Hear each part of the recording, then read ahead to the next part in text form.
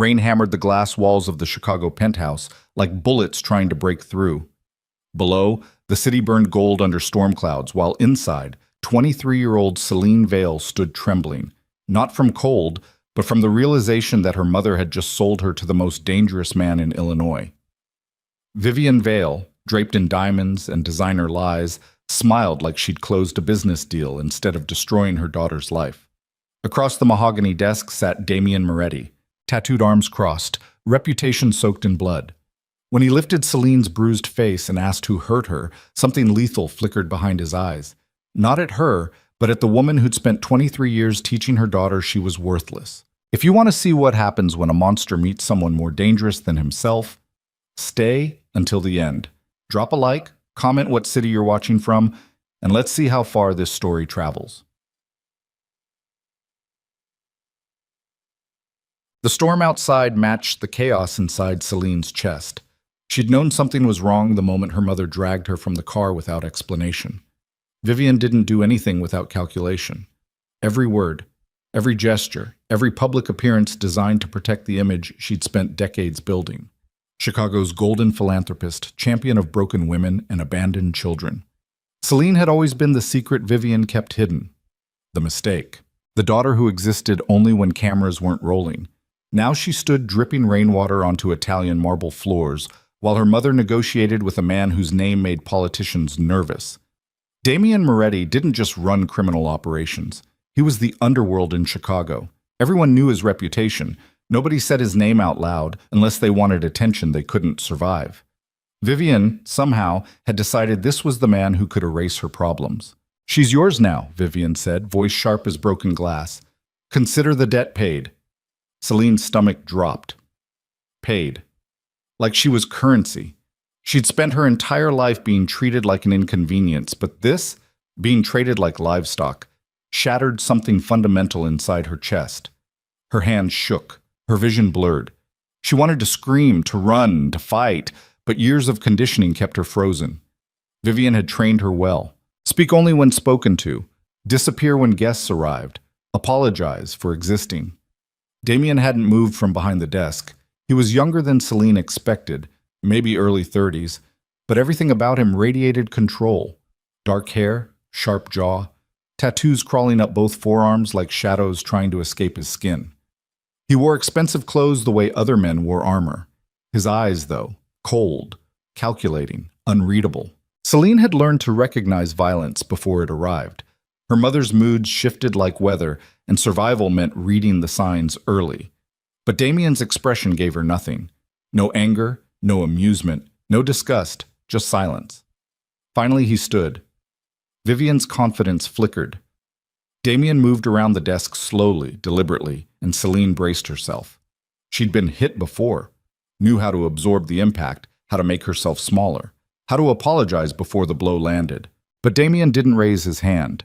Instead, he stopped directly in front of her and gently, impossibly gently, lifted her chin until their eyes met. His thumb brushed the fading bruise beneath her left eye. "Your mother did this to you?" His voice was quiet, almost soft. It terrified her more than shouting ever had. Celine's throat closed. She nodded once, barely. Something dangerous shifted behind Damien's stare. Not toward her, toward Vivian. He turned his head slowly, and the temperature in the room dropped 10 degrees. "You beat your own daughter," he said flatly. Vivian's polished mask cracked. She's difficult. You don't understand. Then you sell her to me like she's damaged furniture." "It's business," Vivian snapped. "I owed you money. She's payment. That's the arrangement." Damien studied her the way a predator studies prey before deciding whether it's worth the effort. "Get out!" Vivian blinked. "Excuse me?" "You heard me. Get the fuck out of my building." For the first time in Celine's life, she watched her mother's confidence shatter. Vivian's mouth opened, closed. Her hands clenched around her designer purse like it might protect her. "We had a deal." "The deal's done," Damien interrupted coldly. "Your debt's cleared. Now leave before I change my mind about letting you walk out of here." Vivian's gaze snapped to Celine, not with concern, but with something that looked disturbingly like regret. Not regret for hurting her. regret for losing an asset. Then she turned and walked out without another word. The door clicked shut. Celine stood frozen in the center of the massive office, rainwater still dripping from her hair, heart hammering against her ribs. She didn't know what happened next, didn't know what men like Damien Moretti did with women they acquired through debts. She'd heard stories, trafficking, disappearances, bodies that never surfaced. Damien returned to his desk and poured 2 glasses of whiskey. He slid one across the polished surface toward the chair opposite him. "Sit." Celine hesitated. "I'm not going to hurt you," he said, reading her fear like text on a page. "Sit down." She moved cautiously toward the chair and lowered herself into it, hands folded tight in her lap. Damien sat across from her, studying her face like he was trying to solve a puzzle. "How long?" he asked. Celine's voice came out barely above a whisper. "How long what? How long has she been hitting you?" The question landed like a physical blow. Nobody had ever asked before. Teachers looked away. Neighbors pretended not to notice. Vivian's friends complimented her parenting while Celine wore long sleeves in summer. "Always," she finally admitted. Damien's jaw tightened, but his expression remained controlled. "You have anywhere else to go?" She shook her head. "Family? Friends?" Another shake. Damien leaned back in his chair, fingers steepled beneath his chin. "Then you'll stay here." Celine's breath caught. "Stay?" "This penthouse has 8 bedrooms. You'll take one. My housekeeper will get you settled." "I don't understand." "Your mother sold you to clear a $200,000 gambling debt," Damien interrupted. "That debt's paid. You don't owe me anything. But you also don't have anywhere else to go, and I'm not putting you back on the street." Celine stared at him, waiting for the hidden cost. The condition, the expectation that would come later. Damien seemed to read her thoughts again. "I'm not a good man," he said bluntly. "I've done things that would make you sick, but I don't hurt women, I don't traffic people, and I sure as hell don't beat defenseless kids." His eyes darkened. "Your mother's the real monster in this room, not me." Celine didn't know how to respond. Her entire life had been built on the understanding that she was worthless, that she deserved what happened to her, that her mother's cruelty was somehow her fault. Now a stranger, a criminal, was offering her safety. It didn't make sense. "Why?" she whispered. Damien's expression softened slightly. "Because somebody should have protected you a long time ago, and since nobody did, I will." Before Celine could process that, the office door opened and a woman in her 50s entered carrying towels and a bathrobe. "This is Marie," Damien said. "She runs the household. She'll show you to your room." Marie smiled warmly, the kind of smile Celine had only seen directed at other people, never at her. "Come on, sweetheart," Marie said gently. "Let's get you out of those wet clothes." Celine stood on shaking legs and followed Marie toward the door. Before leaving, she glanced back at Damien. He was already on his phone, jaw tight, issuing orders in a voice that promised consequences for whoever was on the other end. But the bedroom Marie led her to was bigger than the entire apartment Vivian had kept her locked in during childhood. Floor-to-ceiling windows overlooked Lake Michigan. A king-size bed sat beneath soft lighting. The attached bathroom had heated floors and a rainfall shower. Celine stood in the center of the room, feeling like she'd stepped into someone else's life. "Mr. Moretti had clothes delivered while you were in the office," Marie said, opening a walk-in closet filled with designer outfits in Celine's size. "If nothing fits, let me know, and I'll have them exchanged." Celine touched the fabric of a cashmere sweater, half expecting it to disappear. "Why is he doing this?" she asked quietly. Marie's expression softened with something that looked like old pain. "Mr. Moretti's mother was beaten to death by his father when he was 12. He found her body." Celine's chest tightened. "He doesn't talk about it," Marie continued, "but he spent his entire adult life making sure other women don't end up like her. That's why your mother's mistake was bringing you here thinking he'd hurt you." She touched Celine's shoulder gently. "You're safe now. Really safe." After Marie left, Celine stood under the shower until the water ran cold, scrubbing away years of feeling dirty. When she finally emerged, wrapped in the softest robe she'd ever touched, she found food waiting on the bedroom table. Real food, not leftovers or scraps. She ate slowly, half convinced she'd wake up back in her mother's house with bruises forming and apologies already forming on her lips. But she didn't wake up. This was real. Yup. 3 days passed before Celine left the bedroom. She spent those days sleeping, actually sleeping, without listening for footsteps or bracing for doors slamming. Marie brought meals. Damien never entered without knocking. Nobody yelled.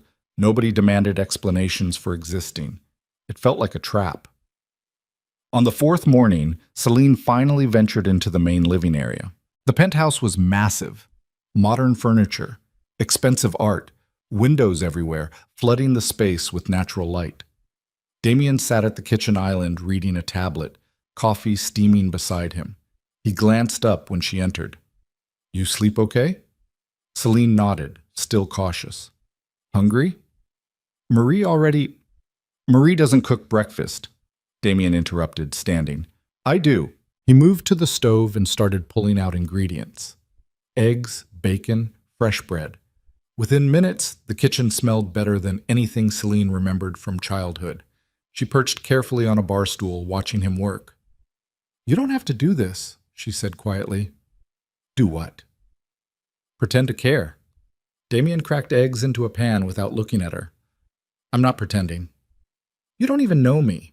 I know your mother beat you for 23 years. I know she sold you to clear a debt. I know you're still waiting for me to turn into the monster you expect." He flipped the eggs expertly. "That enough?" Celine's throat tightened. "Why do you care?"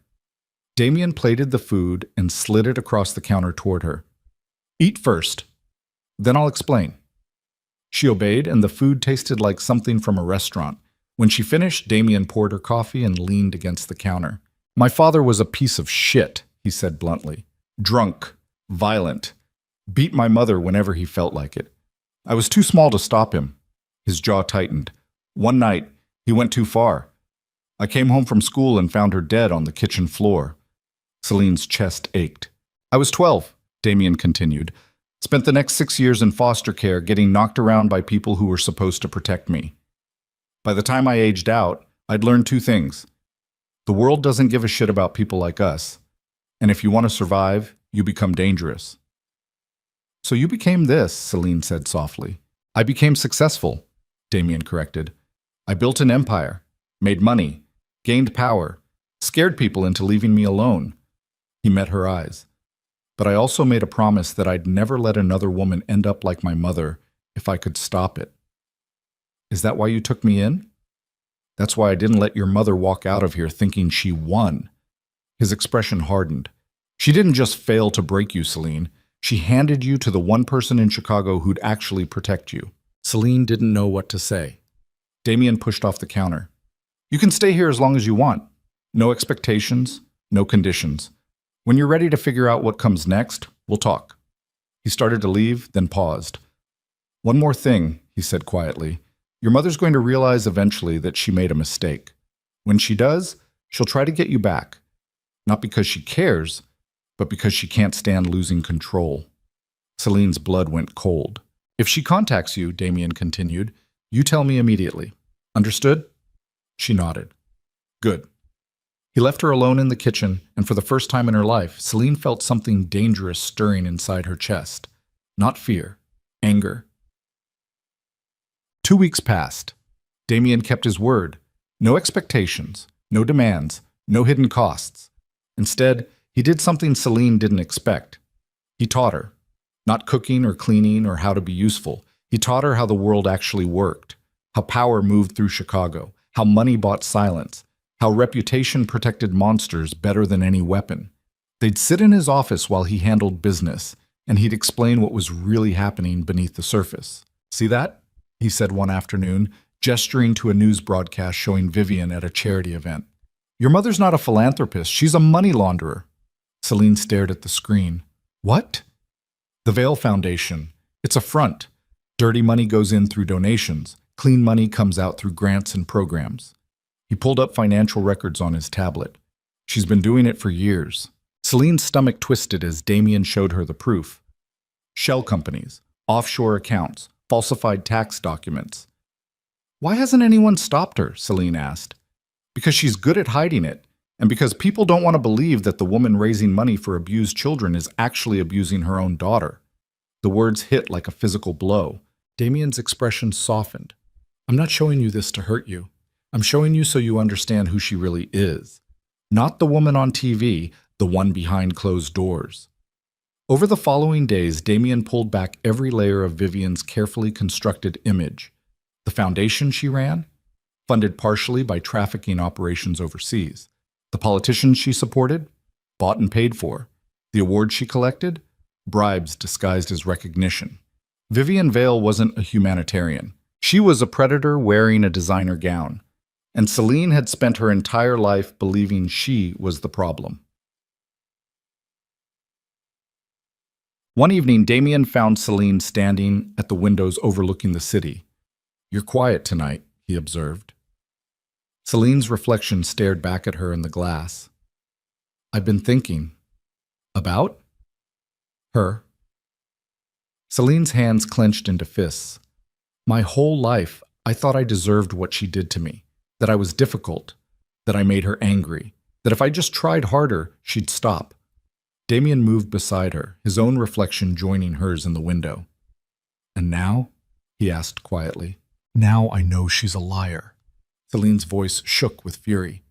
She hurt me because she could, because I was small and couldn't fight back, because she needed someone to take her anger out on. That's exactly right.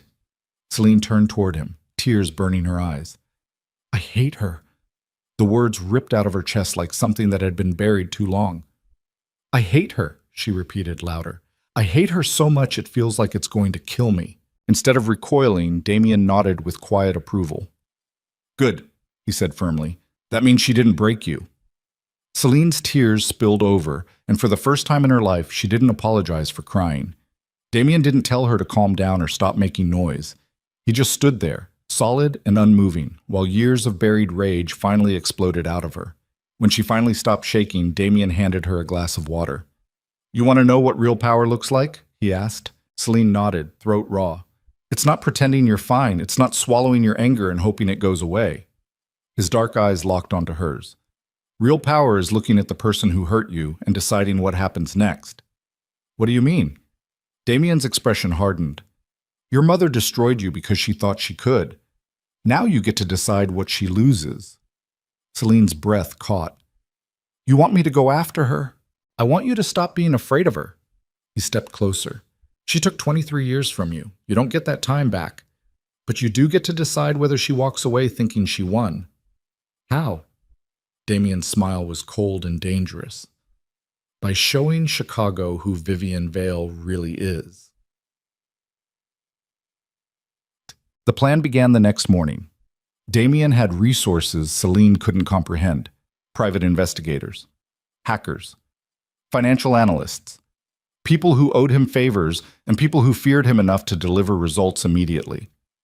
Within 72 hours, they had everything.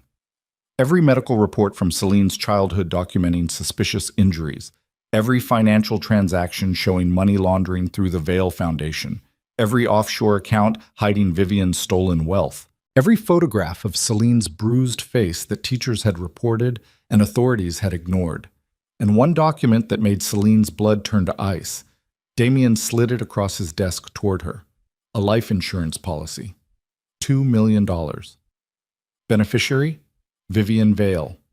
Insured party? Celine Vale. Date of issue? 3 days before Vivian delivered her to Damien. Celine stared at the paper, the words swimming in her vision.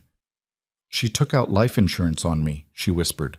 Before giving you to a man she thought would kill you, Damien confirmed darkly. The room tilted. Vivian hadn't sold her to clear a debt. She'd sold her hoping Celine would die so she could collect the payout. Celine's hands shook so hard she couldn't hold the paper steady. She tried to have me murdered. Yes. The single word detonated inside Celine's chest. Rage exploded through her veins, white-hot and absolute. Not the helpless anger of a victim, the cold, calculated fury of someone who'd finally seen the truth. Damien watched her carefully, waiting. What do I do? Celine asked, voice shaking. That depends. Damien leaned back in his chair. I can make your mother disappear tonight. One word from me and she's gone. Nobody will ever find her body. Celine looked at the insurance document again. $2 million. Her mother had valued her life at $2 million and decided murder was worth the investment. No, Celine said quietly. Damien raised an eyebrow. No? Death is too easy for her. Celine stood, hand steadying. She spent my entire life protecting her reputation.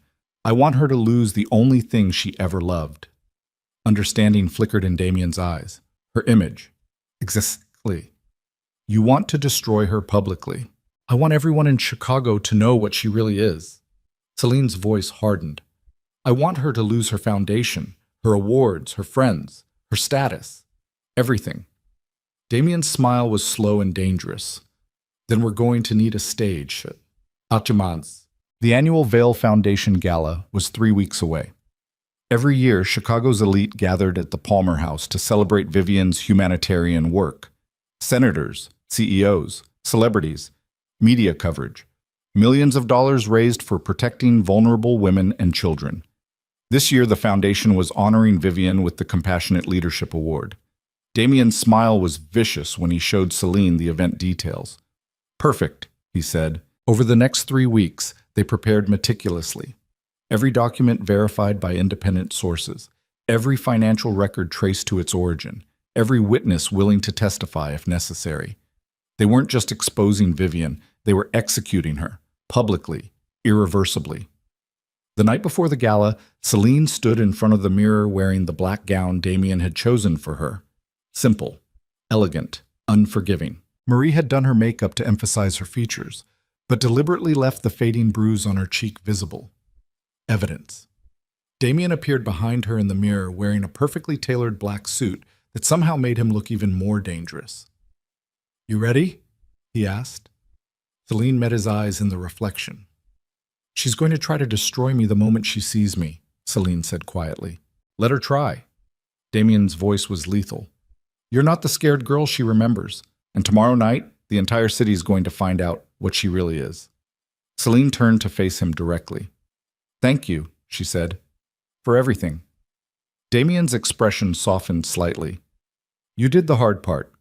I just gave you the tools. Still, he reached out and gently touched the scar near her cheek, the one her mother had left years ago. After tomorrow, she'll never touch you again. Celine believed him. The Palmer House ballroom glittered like something out of a dream. Crystal chandeliers, gold accents, classical music floating through air thick with expensive perfume and champagne. Chicago's elite filled the space. Senators, old money families, corporate executives, celebrities playing philanthropist for the cameras. And standing near the stage in a custom gown that probably cost more than most people's cars was Vivian Vale, smiling like she'd already won. Celine saw her mother before Vivian saw her. For a brief moment, watching her mother laugh with some politician, Celine felt the old fear trying to resurface. The conditioning, the voice that whispered she should disappear, apologize, stop causing problems. Then Damien's hand touched the small of her back. Breathe, he said quietly. Celine inhaled, exhaled. The fear dissolved. They entered the ballroom together. The reaction was immediate. Whispers spread like wildfire as people recognized Damien Moretti, Chicago's most feared criminal, walking openly into a room full of powerful people who pretended he didn't exist. Then they saw Celine beside him. The whispers turned into shocked silence. Vivian's champagne glass slipped from her hand and shattered on the marble floor. Celine walked forward slowly, deliberately, letting everyone see her face. See the bruise. See exactly who she was. Vivian's expression shifted through shock, fury, terror, and finally settled on forced composure as cameras turned toward them. She rushed forward, smile plastered across her face like a mask. Celine, she said through clenched teeth, voice low and venomous. What a surprise. You didn't expect me to survive, Celine replied loudly. Clearly, so everyone nearby could hear. Vivian's face paled. I don't know what you sold me hoping I'd die so you could collect $2 million in life insurance. The ballroom went dead silent. Vivian's mouth opened, closed, opened again. Damien raised one hand. Every screen in the ballroom, every monitor, every display meant for showing tribute videos flickered to life simultaneously. and Vivian Vale's entire empire exploded in real time. Bank statements showing embezzlement from the Vale Foundation appeared on screens 20 feet tall. Offshore accounts, shell companies, money laundering operations spanning 15 years, then photographs. Celine as a child, bruised and terrified. Medical reports documenting broken bones, concussions, malnutrition. Teachers' concerns that were ignored. Police reports that were buried. Evidence of systematic abuse spanning 2 decades. Finally, the life insurance policy filled the screens. $2 million. Issued 3 days before Vivian handed her daughter to Chicago's most dangerous criminal. The ballroom erupted. Gasps tore through the crowd. Donors backed away from Vivian like she carried a disease. Reporters swarmed forward, cameras flashing, microphones thrust toward her collapsing face. Vivian screamed that it was fabricated, that Celine was lying, that this was some elaborate revenge scheme. But the documents were verified, time-stamped, undeniable. Board members abandoned her publicly. Sponsors withdrew funding on live television. Foundation executives resigned in real time. And Celine? She stood beside Damien Moretti, the monster who'd saved her life, and watched her mother's reputation burn to ash. Police officers entered the ballroom. Vivian saw them and tried to run. She made it 3 steps before security stopped her. As officers read her rights, Vivian's eyes found Celine one last time. Not with love, with pure hatred. "You destroyed me," Vivian hissed. Celine stepped closer, voice steady and cold. "No. You destroyed yourself the first time you hit me. I just made sure everyone finally saw the truth." The officers led Vivian Vale away in handcuffs while cameras captured every second. Chicago watched its golden humanitarian collapse into the criminal she'd always been.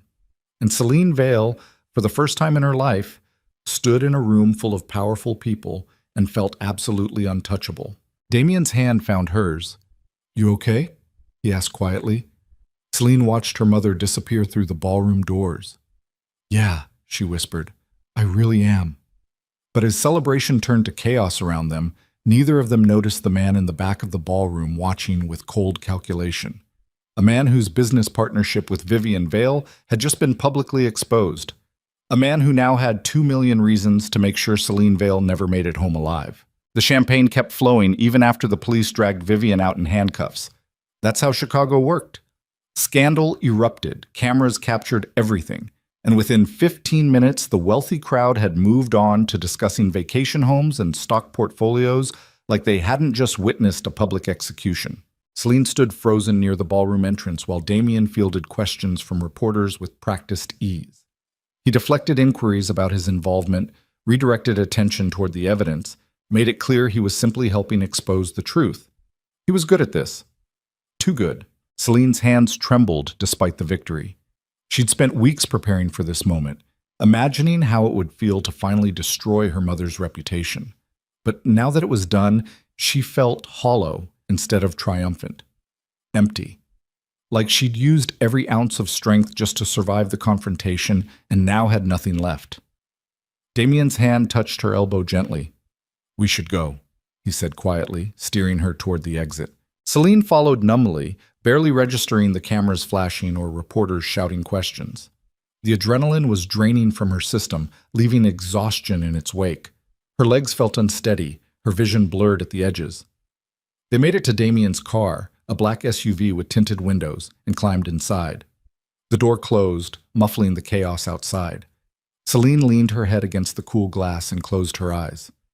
"You did good," Damien said from beside her. She didn't respond. "Celine?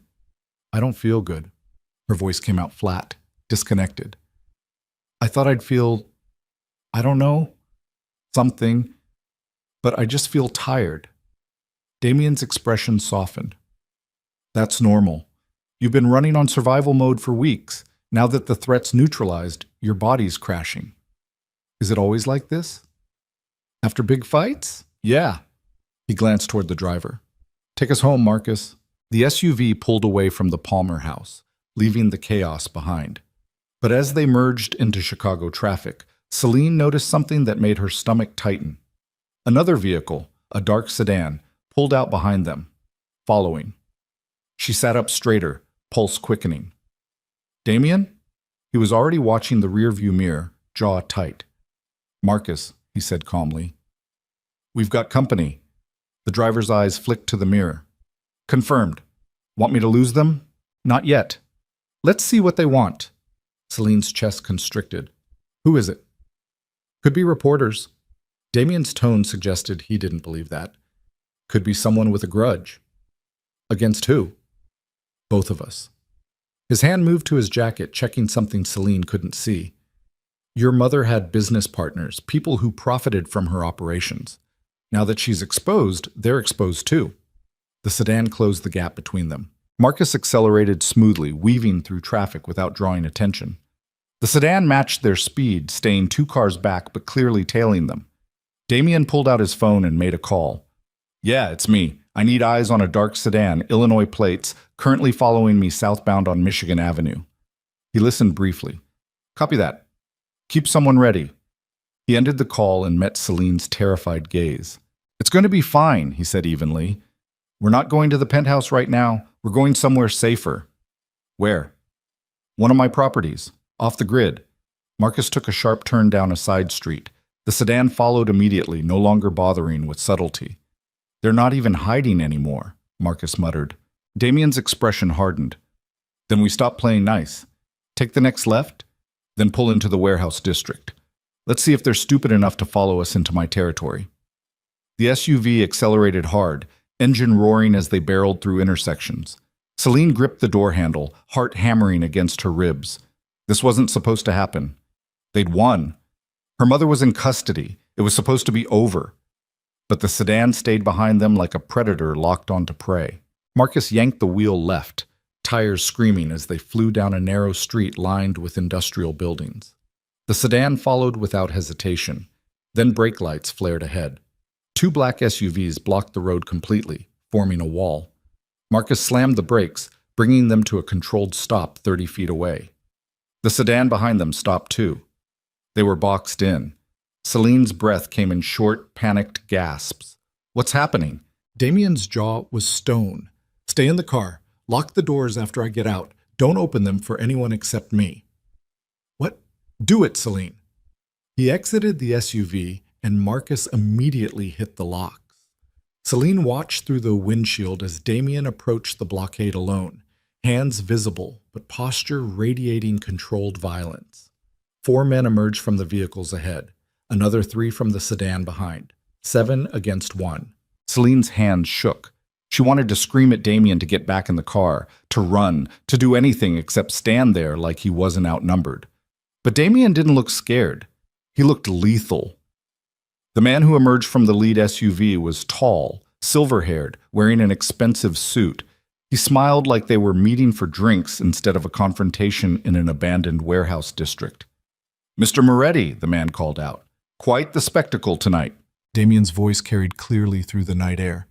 "Vincent Chen, didn't realize you were invested in the Vale Foundation." "I had business arrangements with Vivian." Vincent's smile didn't reach his eyes. "Arrangements that are now very publicly compromised thanks to your little stunt." "You mean her crimes being exposed?" "Semantics," Vincent gestured casually. "The point is you cost me a significant amount of money and reputation tonight. I don't appreciate that." "Then you should have chosen better partners."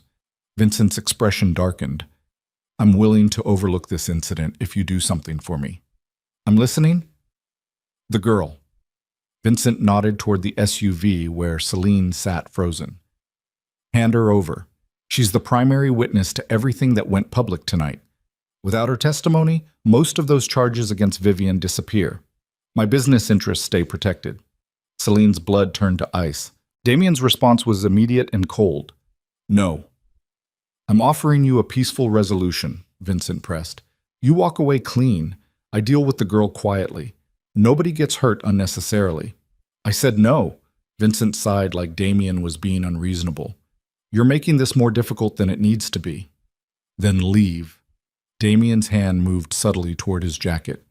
"Right now, before this gets ugly." Vincent laughed.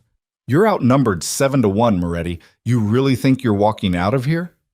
"I think you're about to find out why people don't fuck with me in my own city." Damien pulled his phone from his pocket with deliberate slowness and pressed a single button. Within seconds, headlights flooded the street from both ends.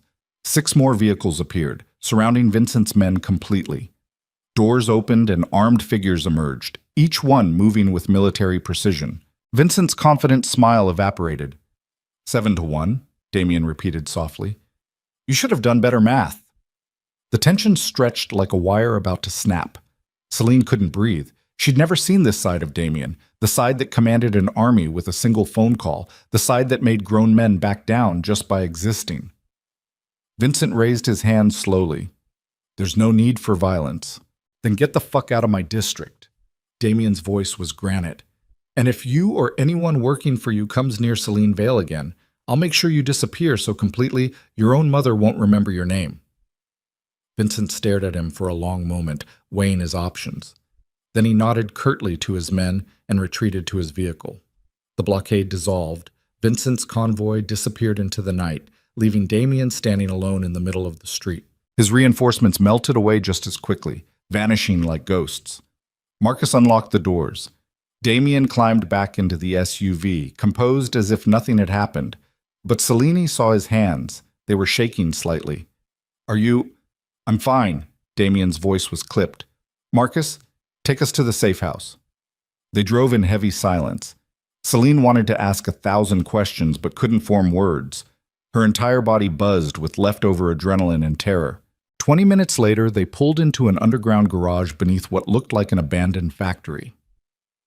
Marcus parked, and Damien led Celine through a series of locked doors into a surprisingly modern living space hidden inside the decrepit building.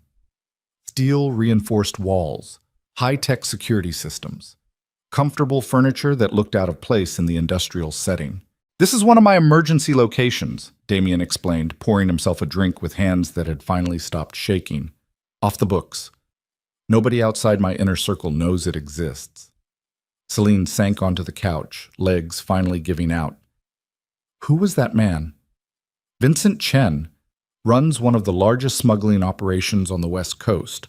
Your mother helped him move money through her foundation, made it look like legitimate charitable donations from overseas. He wanted to kill me. Yes. The blunt confirmation somehow made it worse. How many others? Celine's voice cracked. How many other people did my mother work with who might come after me now? Damien drained his glass before answering. At least a dozen that I know about. Probably more. Celine's chest tightened until she couldn't breathe properly. So this isn't over. Not yet. You should have let me disappear. Tears burned her eyes. You should have just... Stop. Damien crossed the room and crouched in front of her, forcing eye contact. Listen to me. What happened tonight, both at the gala and with Vincent? That's them being desperate. They're panicking because their operations got exposed, but panic makes people sloppy. We used that. Vincent had 7 men, and I had more. Damien's grip on her shoulders was firm but not painful. You're under my protection now. That means anyone who touches you answers to me. And trust me when I say nobody in Chicago is stupid enough to start that war. What about people outside Chicago? Damien hesitated, and that pause told Celine everything. We'll deal with it, he said finally. But right now, you need rest. You've been through hell tonight. He was right. Celine felt like she'd aged 10 years in a single evening. Her body ached with exhaustion. Her mind couldn't process any more information. Damien showed her to a small bedroom, clean, functional, secure. Get some sleep, he said. I'll be right outside if you need anything. After he left, Celine lay on the bed fully clothed, staring at the ceiling. She destroyed her mother tonight. Watched 23 years of abuse finally get exposed. Watched Vivian Vale get dragged away in handcuffs. So why did she feel like she'd just made everything worse? But Sats. Celine woke to the sound of raised voices. She sat up disoriented, heart pounding, unsure where she was for a terrifying moment before memory crashed back. Safe house, Damien, Vincent Chen. The argument was coming from the main room. She crept to the door and opened it carefully. Damien stood in the center of the space, phone pressed to his ear, jaw tight with fury. I don't care what it costs, he snarled into the phone. Find out who else was in business with Vivian Vale and get me a complete list by tomorrow morning. Every name, every connection, every person who might have a reason to come after Celine. He listened briefly, expression darkening. Then make them talk, he said coldly. I don't care how you do it. Just get me the information. He ended the call and noticed Celine standing in the doorway. His expression shifted immediately, the cold criminal mask replaced by something gentler. You should be sleeping, he said. I heard you yelling. Sorry, didn't mean to wake you. Celine moved into the room slowly. How bad is it? Damien hesitated, then apparently decided she deserved honesty. Worse than I thought. Vivian had connections to at least 15 major criminal operations across 4 states. All of them are now exposed because of tonight. So they all want me dead. They want the evidence gone and the primary witness silenced. Yes. Celine's legs felt unsteady. She sat down before they gave out completely. I ruined your life too, didn't I? You were fine before I showed up.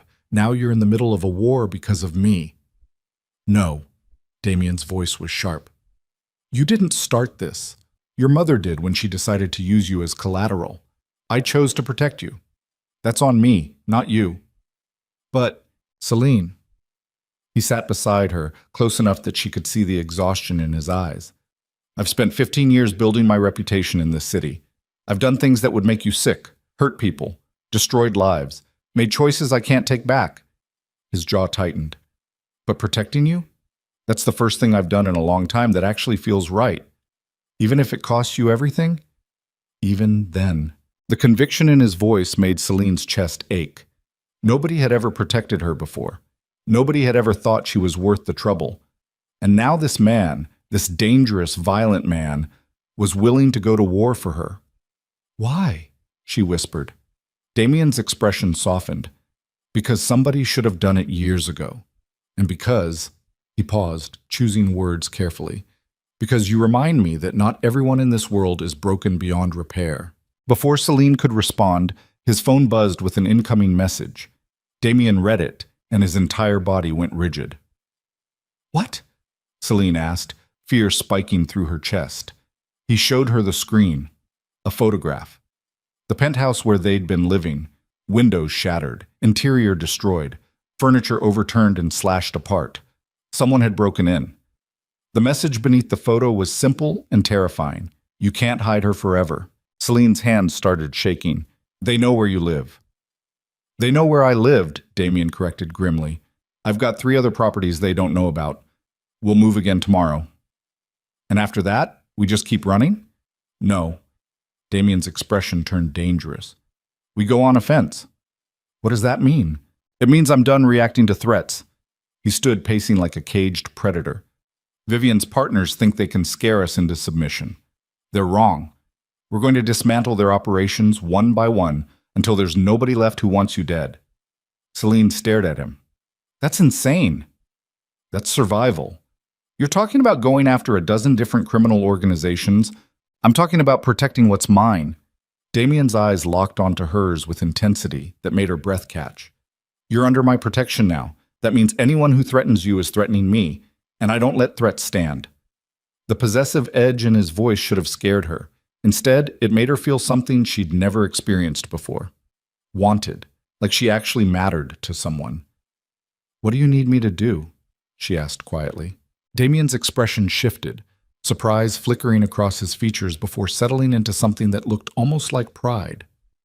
Right now? Trust me. Can you do that?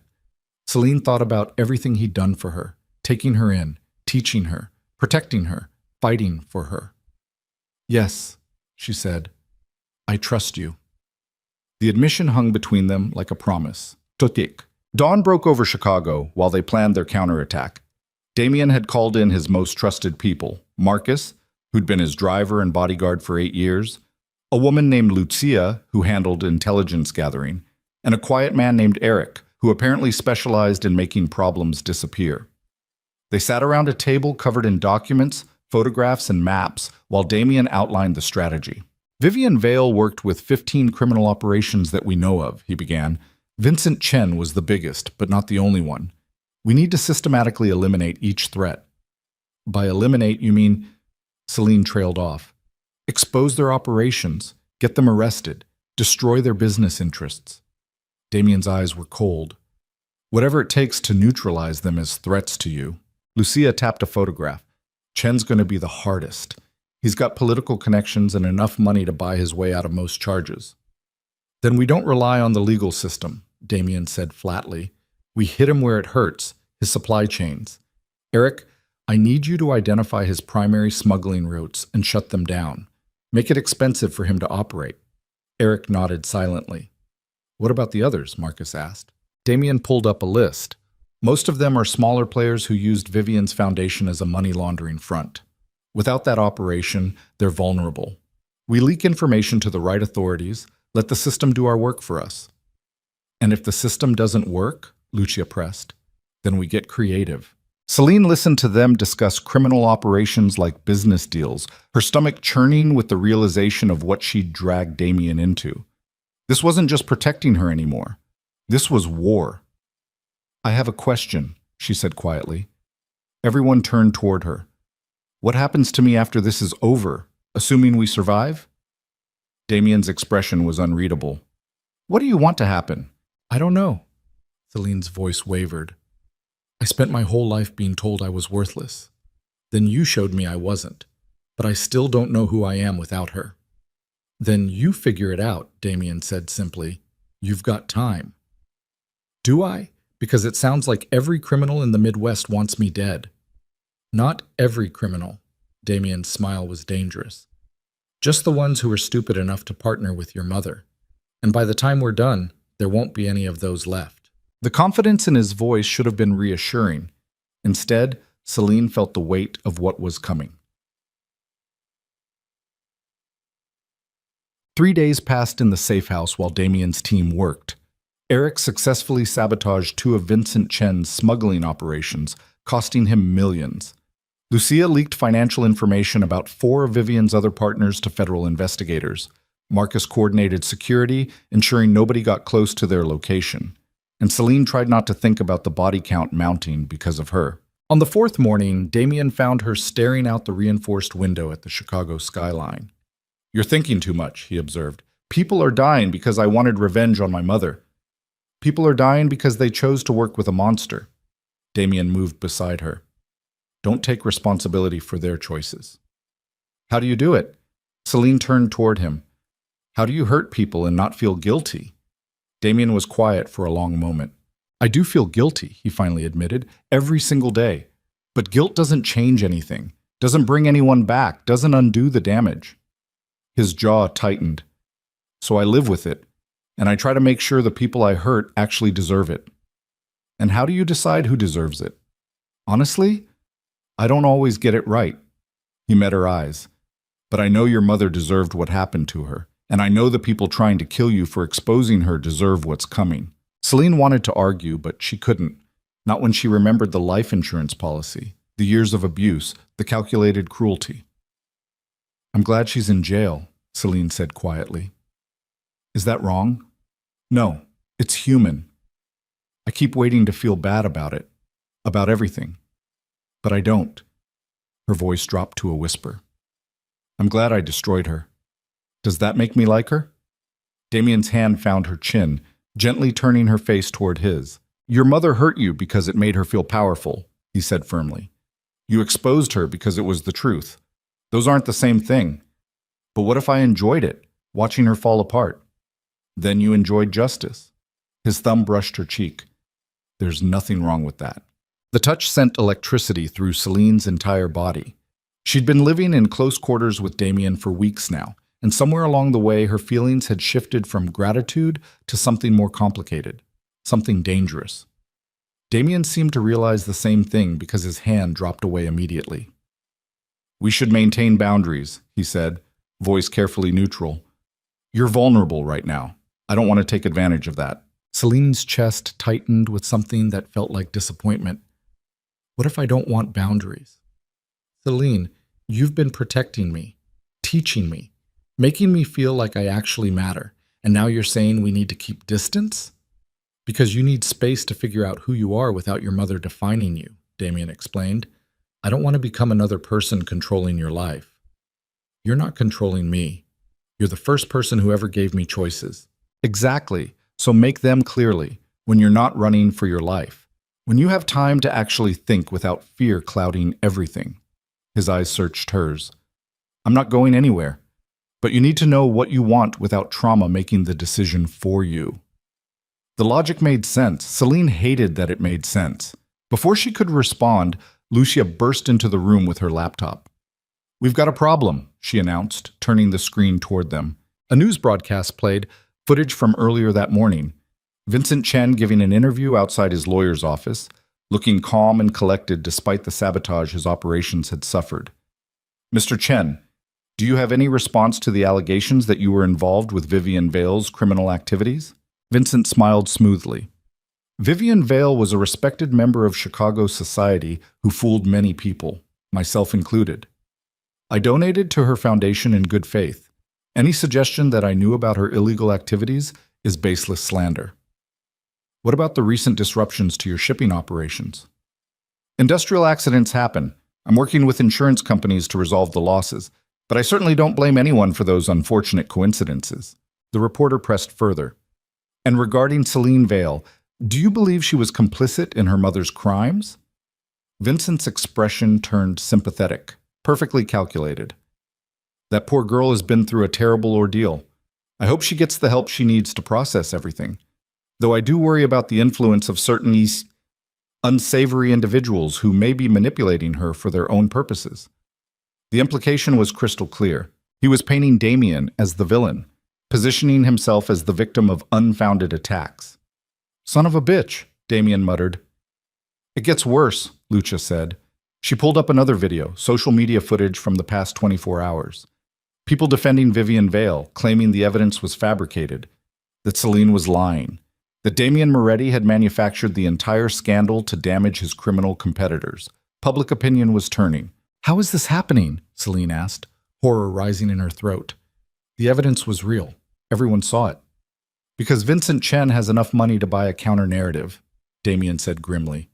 He's hiring PR firms, paying off media outlets, flooding social media with bots spreading doubt. So everything we did was for nothing? No. Your mother's still in custody. The foundation's shut down. The abuse is documented. Damien's jaw tightened.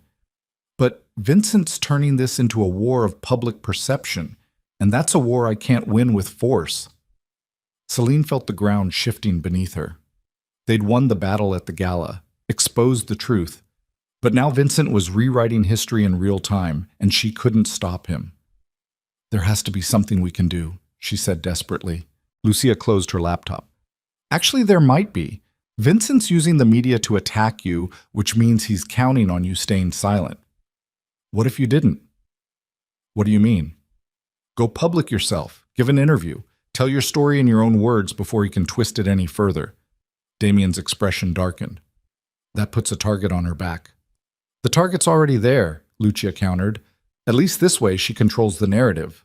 Selena's heart hammered. The idea of speaking publicly about her abuse, about everything, terrified her. But Lucia was right. Vincent was counting on her being too scared to fight back. I'll do it, Celine said. Damien turned toward her sharply. You don't have to. Yes, I do. Her voice was steadier than she felt. My mother spent my whole life making me invisible. Vincent's trying to do the same thing. I'm done being silent. Pride flickered across Damien's features, but concern quickly overshadowed it. If you do this, there's no taking it back, he warned. Every detail of your life becomes public. Every mistake. Every vulnerable moment. Are you ready for that? Celine thought about the bruises, the years of abuse, the life insurance policy. I'm ready, she said. Damien studied her for a long moment, then nodded. Then we do this right. He pulled out his phone. I know a journalist, independent, trustworthy, won't sell you out for clicks. If we're going public, we control every aspect of it. Within an hour, arrangements were made. The interview would happen tomorrow. Celine would tell the world exactly what Vivian Vale had done to her, and Vincent Chen would learn that silence was never submission. That night, Celine couldn't sleep. She lay in the small bedroom rehearsing answers to questions she imagined reporters asking. Every time she closed her eyes, she saw cameras, judging faces, her mother's hatred burning through prison bars. Around 2 in the morning, she gave up and ventured into the main room. Damien sat at the table reviewing documents, still dressed despite the late hour. "Can't sleep either?" he asked without looking up. "Too much in my head." He gestured to the chair across from him. "Want to talk about it?" Celine sat, pulling her knees to her chest. "What if I do the interview and nobody believes me?" "Some people won't. That's reality." Damien's eyes met hers. "But the ones who matter will. Survivors will see themselves in your story. Kids trapped in abuse will know they're not alone. That matters more than public opinion polls." "You really think this will help?" "I think you speaking your truth has power, whether Vincent Chen likes it or not." Celine was quiet for a moment, gathering courage for the question that had been haunting her. "What happens after?" she finally asked. "After the interview. After Vincent and everyone else either backs off or doesn't." "What happens to us?" Damien's expression was unreadable. "What do you want to happen?" "I don't know, She stopped, frustrated. "You said we needed boundaries, that I needed space to figure out who I am. But what if I already know?" "Celine, you make me feel safe," she said, words tumbling out before she could stop them. "For the first time in my life, I'm not scared all the time. And I know that's probably just trauma bonding or whatever the therapist would call it, but it's not," Damien interrupted quietly. She looked up sharply. "It's not trauma bonding," he repeated, "because I feel it too." The admission hung between them like something fragile and dangerous. "But," Damien continued, "that doesn't change the fact that you've been through hell. You need time to heal without me complicating things." "What if I don't want time? What if I want—" A sound cut through the air, sharp, metallic, breaking glass. Damien was on his feet instantly, weapon drawn from somewhere Celine hadn't seen. "Stay here," he ordered, voice lethal. More sounds, movement, multiple intruders. They'd been found. Damien moved toward the entrance with predatory precision, and Celine's entire world collapsed into terror because she realized with absolute clarity she wasn't ready to lose him. Not now, not ever. And that realization that she'd fallen for the man protecting her, that she needed him more than survival instincts or self-preservation, was the most dangerous thing she'd ever felt. The door exploded inward. Armed figures poured into the safe house, weapons raised, faces covered. And Celine knew with cold certainty, this wasn't just another threat. This was the point of no return. Whatever happened next would determine whether she and Damien survived together or died trying. The first bullet shattered the lamp beside Damien's head before he could pull the trigger. He dove behind the overturned table, dragging Celine down with him as gunfire exploded through the safe house. Glass rained from shattered windows. Bullets chewed through drywall like paper. The air filled with cordite and chaos. Celine's ears rang. Her heart slammed against her ribs so hard she thought it might break through. Damien's body covered hers, shielding her while he returned fire with calculated precision. 3 shots. 3 bodies dropped, but more kept coming. "How many?" Marcus shouted from somewhere across the room where he'd taken cover behind the steel-reinforced counter. "Too many," Damien yelled back. "Eric, back exit status?" No response. Damien's jaw tightened. "Eric!" Still nothing. A cold realization settled over Celine's chest. Eric wasn't answering because Eric was either dead or... The gunfire stopped abruptly. Silence crashed down harder than the noise had been. Damien kept his weapon raised, scanning for targets. Marcus did the same from his position. Neither man moved. Neither man breathed loudly enough to give away their exact location. Then footsteps. Slow, deliberate, confident. Someone walking through the destroyed safe house like they owned it. Vincent Chen emerged from the smoke wearing an expensive suit that somehow remained pristine despite the carnage. He had no weapon drawn. Didn't need one. 8 armed men surrounded him, covering every angle. But that wasn't what made Celine's blood freeze. It was the person walking beside Vincent. Eric. Damien's intelligence specialist. The quiet man who'd spent the last week supposedly sabotaging Vincent's operations. Standing next to the enemy like they were old friends.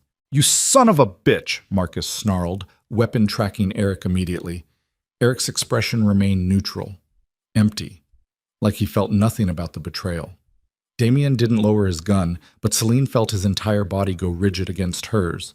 Not with fear, with fury so cold it made the room temperature drop. How long? Damien's voice was quiet, lethal. 8 months, Eric said flatly.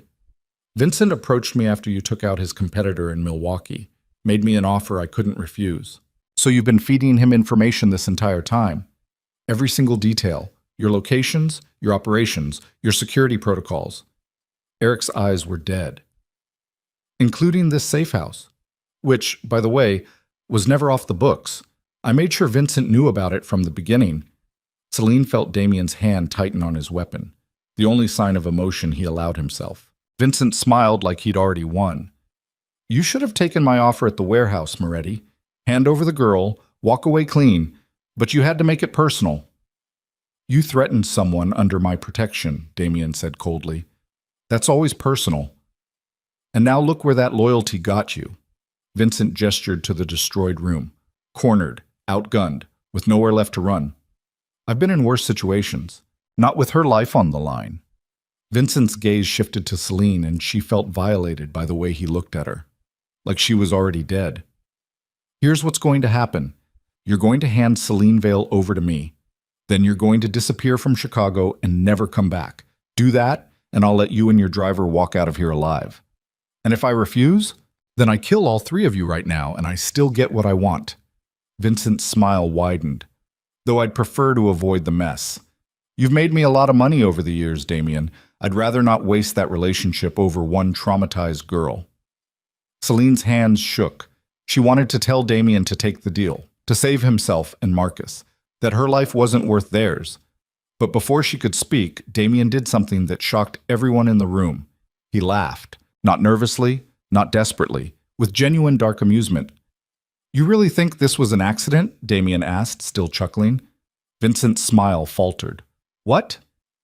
You think I didn't know Eric was compromised?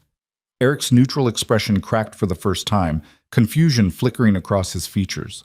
Damien slowly stood, weapon still trained on Vincent, but posture relaxed, confident. I've known for 6 weeks that someone on my team was feeding information to outside interest. Took me 3 weeks to narrow it down to Eric. Then I used him. That's a lie, Eric said, but his voice wavered. Is it? Damien's smile was vicious. Think about it. Every piece of information I fed you in the last month, every operation, every safe house location, every move against Vincent's interests. He paused. All bullshit.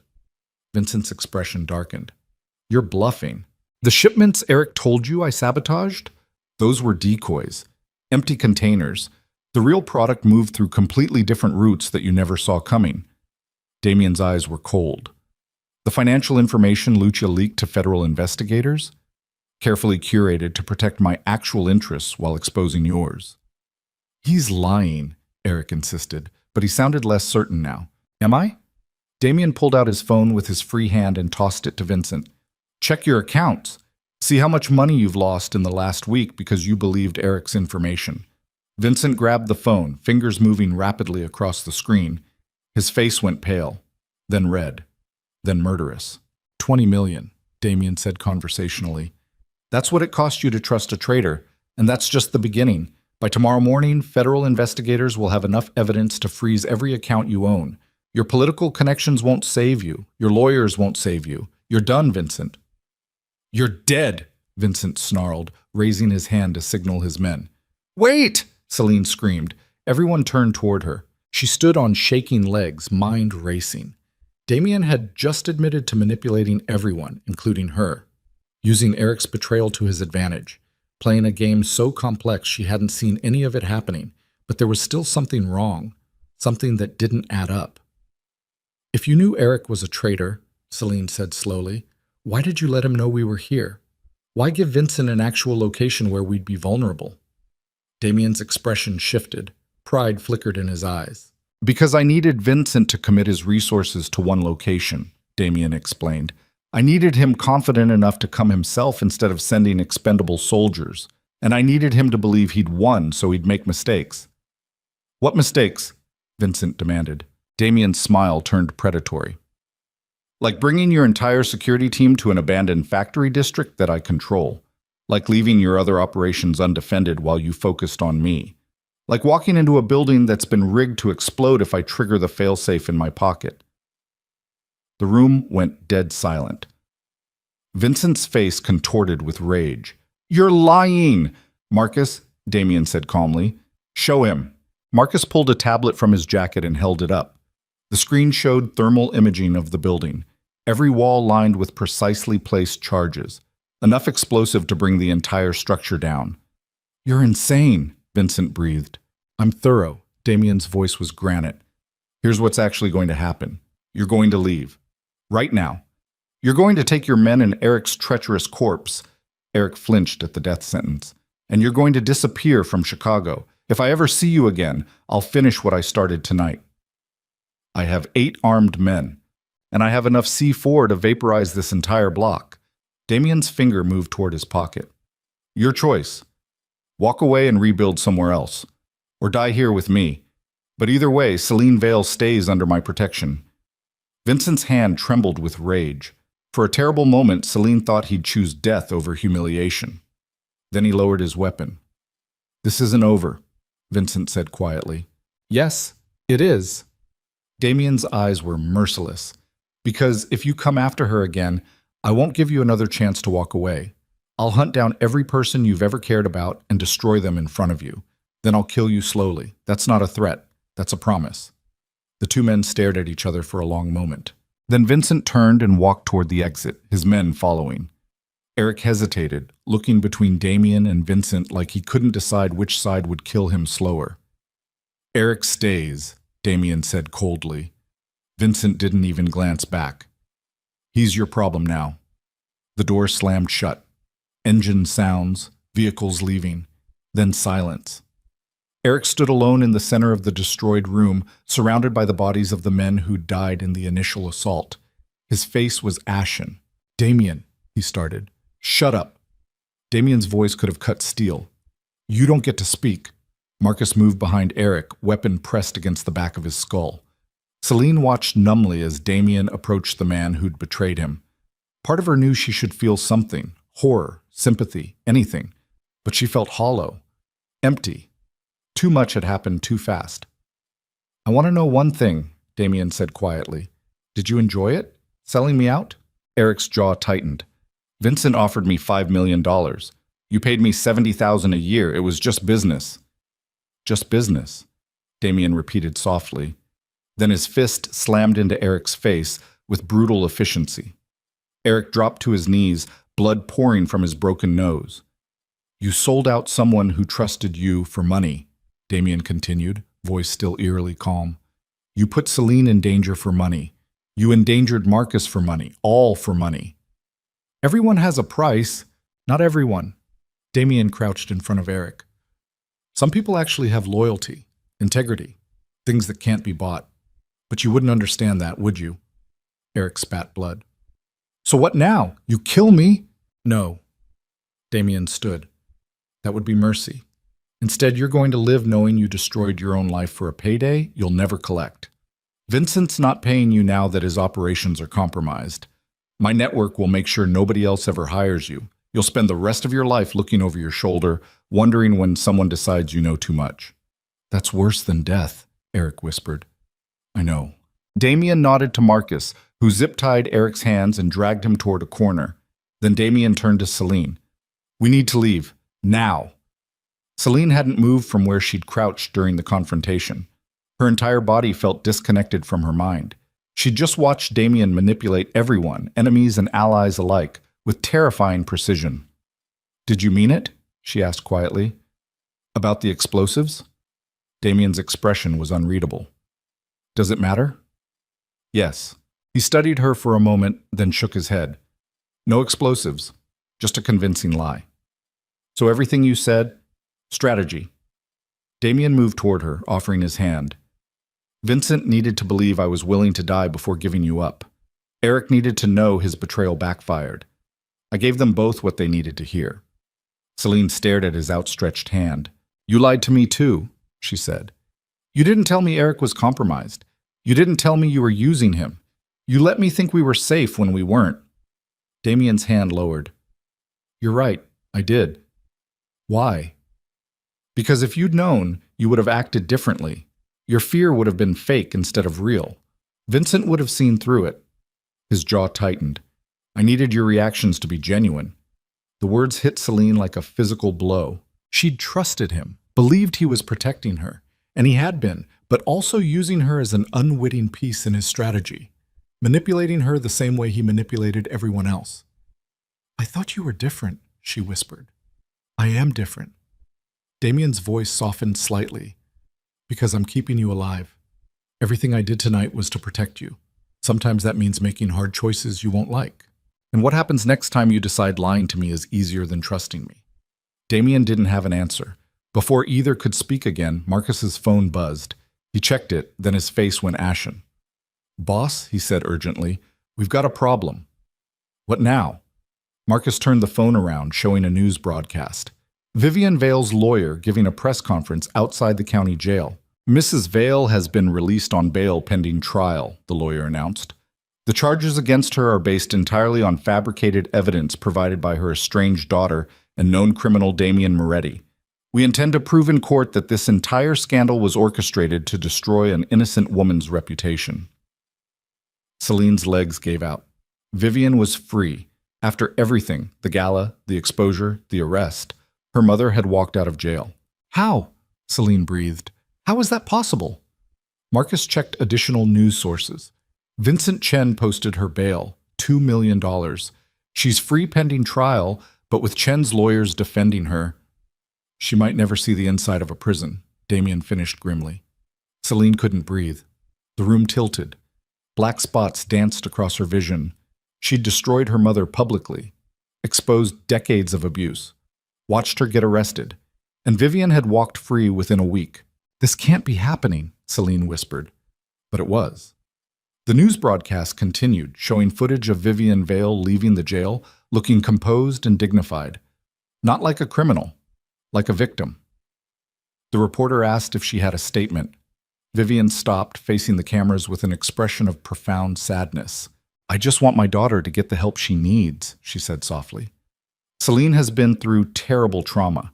I blame myself for not recognizing how disturbed she'd become. But I hope she finds peace instead of vengeance. The interview continued, but Celine couldn't hear it anymore over the roaring in her ears. Vivian was rewriting history again, playing the concerned mother, making Celine look unstable. And the worst part? It was working. Comments flooded social media, half calling Vivian a liar, half defending her. Public opinion split down the middle. The narrative splintered into chaos. She's gonna win, Celine said numbly. She always wins. No, Damien said firmly. She doesn't. She's free. She has Vincent's money backing her. She has lawyers. She's on television right now making me look crazy. Celine's voice cracked. What do we have? The truth. The truth doesn't matter, Celine screamed, everything finally breaking. The truth didn't matter when teachers saw my bruises and did nothing. It didn't matter when neighbors heard her hitting me and turned up their televisions. It didn't matter when I told people and they said I must be exaggerating. The truth has never mattered for me. Why would it start now? Damien opened his mouth but had no answer, because she was right. Celine had spent her entire life learning that truth without power was just noise. And Vivian had all the power. I need air, Celine said, stumbling toward the exit. Wait. Damien reached for her. Don't touch me. She jerked away. You lied to me tonight. You used me. Just like everyone else uses me. I'm so tired of being a piece on someone else's board. Celine, that's not... I need to be alone. Just let me think. She ran before he could stop her, bursting through the door into the cold Chicago night. The air burned her lungs, but she kept running, feet pounding against concrete, vision blurred by tears she'd been holding back for too long. Behind her, she heard Damien shouting her name. She didn't stop. She ran until her legs gave out in an alley 3 blocks away, collapsing against a brick wall, chest heaving, tears finally breaking free. Everything had fallen apart. Vincent was still a threat. Eric had betrayed them. Vivian was free. The public didn't believe her. And Damien, the one person she'd trusted completely, had manipulated her like everyone else. She'd never felt more alone in her entire life. Footsteps approached slowly. Celine looked up, expecting Damien or Marcus. Instead, two strangers emerged from the shadows, men in dark clothes, expressions cold and professional. "Celine Vale?" one asked. Her blood turned to ice. "Who are you?" "We work for Vincent Chen. He wanted us to deliver a message." They moved forward, and Celine realized with terrible clarity that running away had been the stupidest thing she could have done. She'd left Damien's protection. Now she was alone with men who wanted her dead. She tried to scream, but a hand clamped over her mouth. Something sharp jabbed into her neck. A needle, she realized distantly, and her vision swam. The last thing she heard before darkness claimed her was Damien's voice in the distance, still calling her name. Then nothing.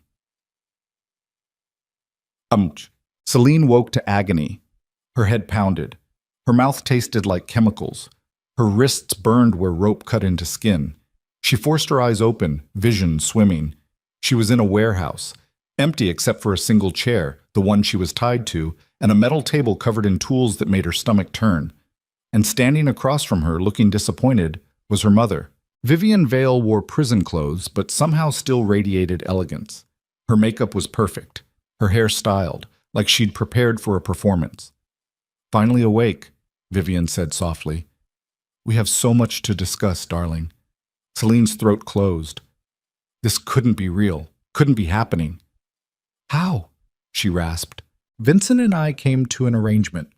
Vivian circled the chair slowly, studying her daughter like she was an interesting specimen. "He posted my bail. I agreed to help him solve his Celine problem. Mutually beneficial." "Damien will find me. Damien Moretti has no idea where you are." Vivian's smile was poisonous. "By the time he figures it out, you'll be long gone." Tragic story, really. Troubled girl runs away from protective custody, disappears into the night. Eventually they'll find your body in the lake. Suicide, probably. So sad. Horror crashed through Celine's chest. "You're going to kill me. What choice do I have?" Vivian's voice carried genuine regret. "You destroyed everything I built. My reputation, my foundation, my freedom. All because you couldn't keep your mouth shut like I taught you. You beat me for 23 years. I disciplined you." Vivian's expression hardened. "Because you were difficult, ungrateful, exhausting. Do you have any idea how hard it was raising a child I never wanted? How much I sacrificed? You took out life insurance hoping I'd die." "Business decision." Vivian shrugged. "You weren't using your life for anything productive. At least your death would have funded something useful." Celine stared at her mother with dawning understanding. Vivian wasn't just cruel, she was insane. Genuinely, completely disconnected from reality. She actually believed her own justifications. Believed Celine deserved the abuse. Believed herself the victim. "You're sick," Celine whispered. "I'm practical." Vivian picked up a knife from the table, testing its edge. "And unfortunately for you, the most practical solution right now is making sure you never testify against me in court." She moved closer, knife gleaming under fluorescent lights. Celine's entire body went cold with primal terror. This was it. After everything, escaping, fighting back, exposing the truth, she was going to die in a warehouse at her mother's hands, just like Vivian had always wanted. "Any last words?" Vivian asked, almost gentle. Celine's mind raced, searching desperately for something, anything, that might save her. Then she remembered what Damien had taught her. Power wasn't pretending to be fine, it was deciding what happened next. "Yeah," Celine said, voice steadier than she felt. "I have last words." She met her mother's eyes with absolute conviction. "I'm glad I destroyed you. And even if you kill me now, everyone knows what you really are. You'll never get your reputation back, never be respected again. You lost everything, and I'm the one who took it from you. That's my legacy, not yours." Vivian's face contorted with pure hatred. The knife descended toward Celine's throat, and the warehouse door exploded inward. The knife stopped an inch from Celine's throat as Damien Moretti stepped through the shattered doorway with murder in his eyes. He wasn't alone. Marcus flanked his left, weapon raised. Lucia emerged from the shadows on the right. Behind them, 6 more armed figures spread out with military precision, covering every exit. Vivian's hand trembled, blade still hovering near Celine's neck. Her face twisted between rage and calculation as she realized she was surrounded. "Drop the knife," Damien said quietly. His voice carried no emotion, just cold certainty. Vivian's fingers tightened on the handle instead. "Take one more step and I'll cut her throat." "No, you won't." Damien moved forward slowly, deliberately. "Because the second you do, I'll put a bullet in your skull before her body hits the ground. Then we both lose." "Wrong." Damien's eyes were merciless. "I lose someone I care about. You lose your life, not the same thing." Celine's chest burned where the ropes cut into her skin. Blood trickled down her wrists from struggling against the bindings. Her entire body screamed with exhaustion and terror, but she forced herself to stay still. Any movement might make Vivian's hand slip. "How did you find me?" Vivian demanded. "Eric." Damien's smile was vicious. "Turns out he was more afraid of what I'd do to him than what Vincent would. Gave up this location before we even left the safe house." "Eric's dead." "Eric's in federal custody making a deal to testify against everyone who ever paid him, including you." Damien took another step closer. "It's over, Vivian. Drop the knife." Vivian's face contorted. For a terrifying moment, Celine thought her mother would choose murder-suicide over surrender. The blade pressed harder against her throat. She felt the sting of breaking skin. Then Damien's weapon discharged. The bullet didn't hit Vivian. It hit the knife, ripping it from her hand with brutal precision and sending it clattering across concrete. Vivian screamed, clutching her injured hand. Marcus was on her in seconds, slamming her face first against the floor, zip-tying her wrists behind her back while she shrieked curses. Damien crossed the warehouse in 3 strides and dropped to his knees beside Celine's chair. His hand shook, as he cut through the ropes binding her. "You're okay," he said, voice rough. "You're okay now." The bindings fell away. Celine collapsed forward, and Damien caught her, arms wrapping around her like he could physically hold her together. She couldn't stop shaking, couldn't breathe properly. Her throat burned where the knife had pressed, and she tasted copper and chemicals. "I've got you," Damien whispered against her hair. "I've got you." Celine buried her face in his chest and finally broke. Not with quiet tears, with violent, body-racking sobs that had been building since the moment her mother handed her over like garbage. Every bruise, every scream, every time she'd been told she was worthless. It all exploded out at once while Damien held her through the storm. Behind them, Marcus was reading Vivian her rights while she spat venom. "She's lying," Vivian snarled. "Celine's disturbed. She needs psychiatric help. Oh." "Shut the fuck up," Marcus said flatly, shoving her toward Lucia. "Get her out of here before I forget I'm not allowed to shoot her." Lucia grabbed Vivian roughly and dragged her toward the exit. Vivian fought every step, screaming about lawyers and false imprisonment and fabricated evidence. Nobody listened. As they shoved her outside, police sirens wailed in the distance, growing louder. Damien had called them before breaching the warehouse. This time, Vivian wouldn't be making bail. "Can you stand?" Damien asked Celine gently. She nodded against his chest, not trusting her voice yet. He helped her to her feet carefully, keeping one arm around her waist for support. Her legs barely held her weight. Adrenaline was crashing hard, leaving her hollow and exhausted. They made it outside just as 3 police cruisers screeched to a stop. Officers poured out, weapons drawn, shouting commands. Marcus raised his hands immediately, making himself non-threatening. "Victims here. Suspects secured. We're the ones who called it in." The officers approached cautiously while Damien kept Celine steady. One of them, a woman with kind eyes and captain's bars, recognized Damien immediately. "Moretti," she said warily. "What the hell happened here?" "Vivian Vale violated her bail conditions by kidnapping and attempting to murder her daughter," Damien explained calmly. "We tracked them here. Suspects restrained inside. You'll want to add attempted murder to her existing charges."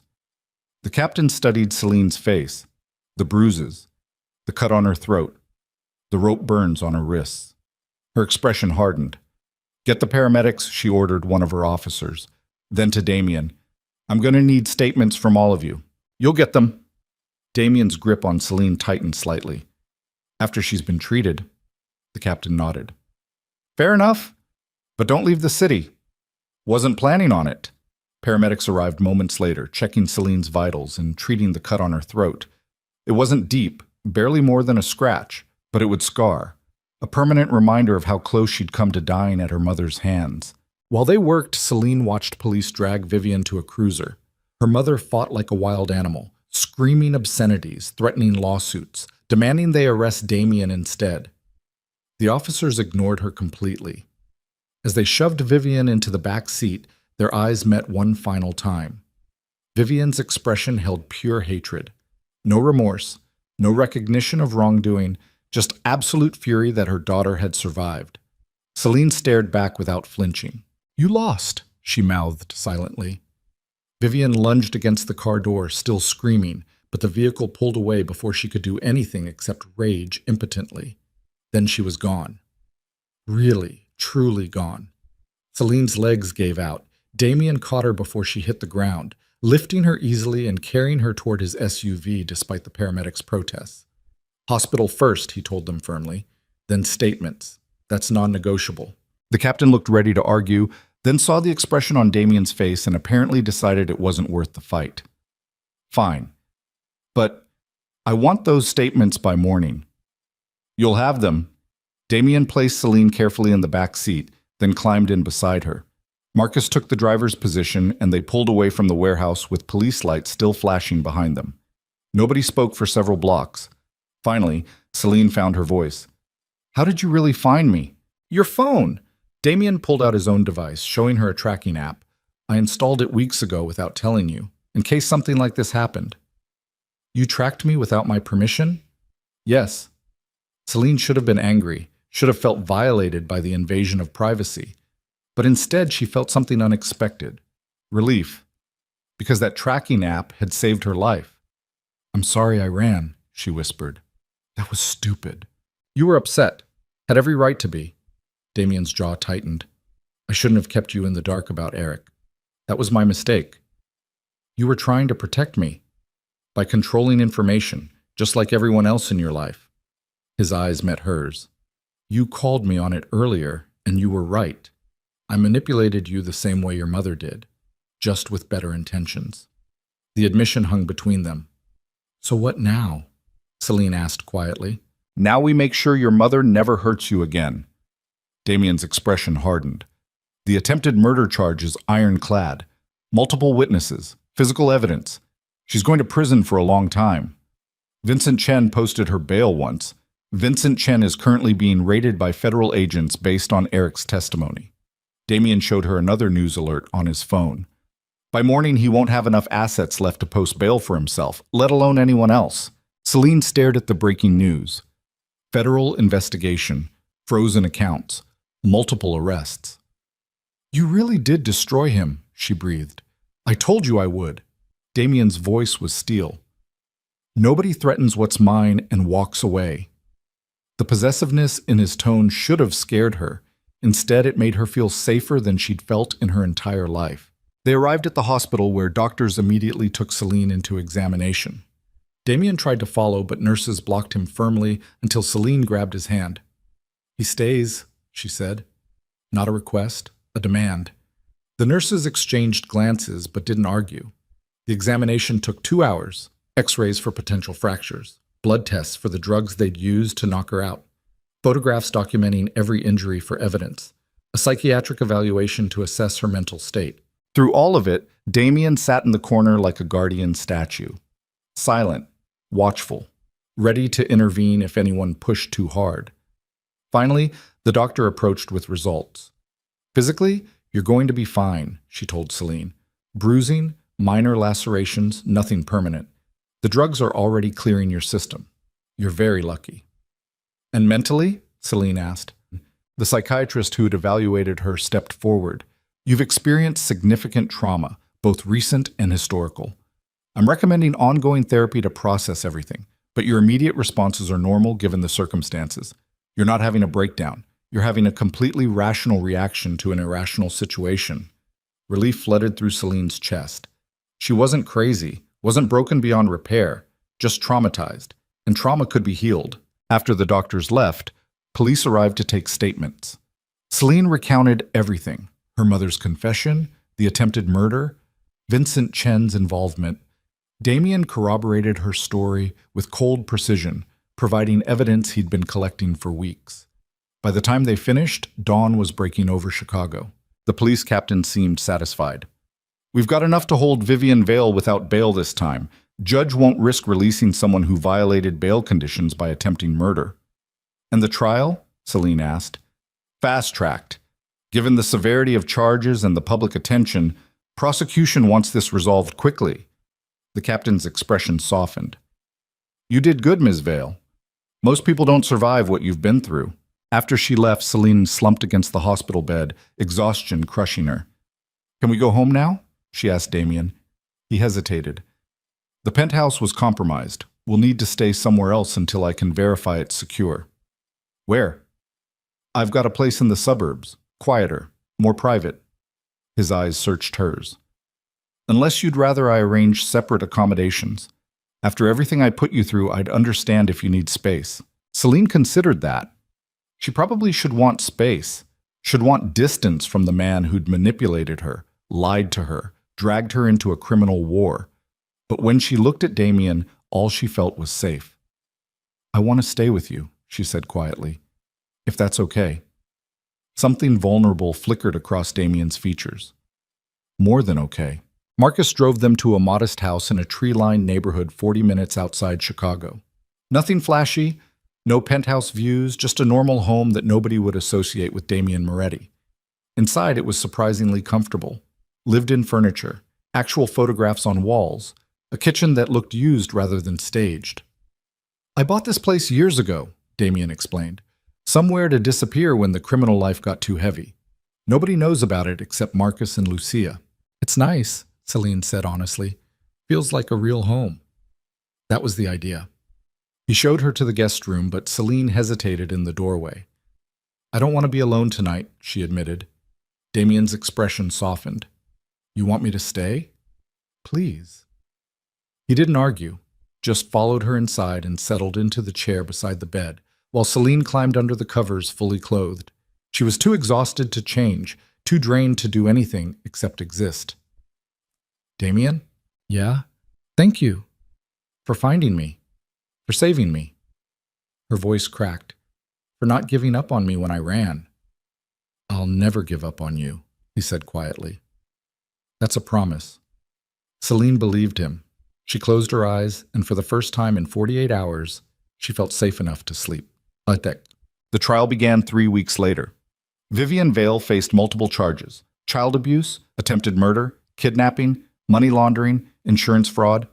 The prosecution had mountains of evidence: testimony from doctors, teachers, neighbors, financial records, photographs, Celine's own detailed account, and Eric's testimony about Vivian's partnership with Vincent Chen, who was facing his own federal trial. Damien sat beside Celine every day in the courtroom.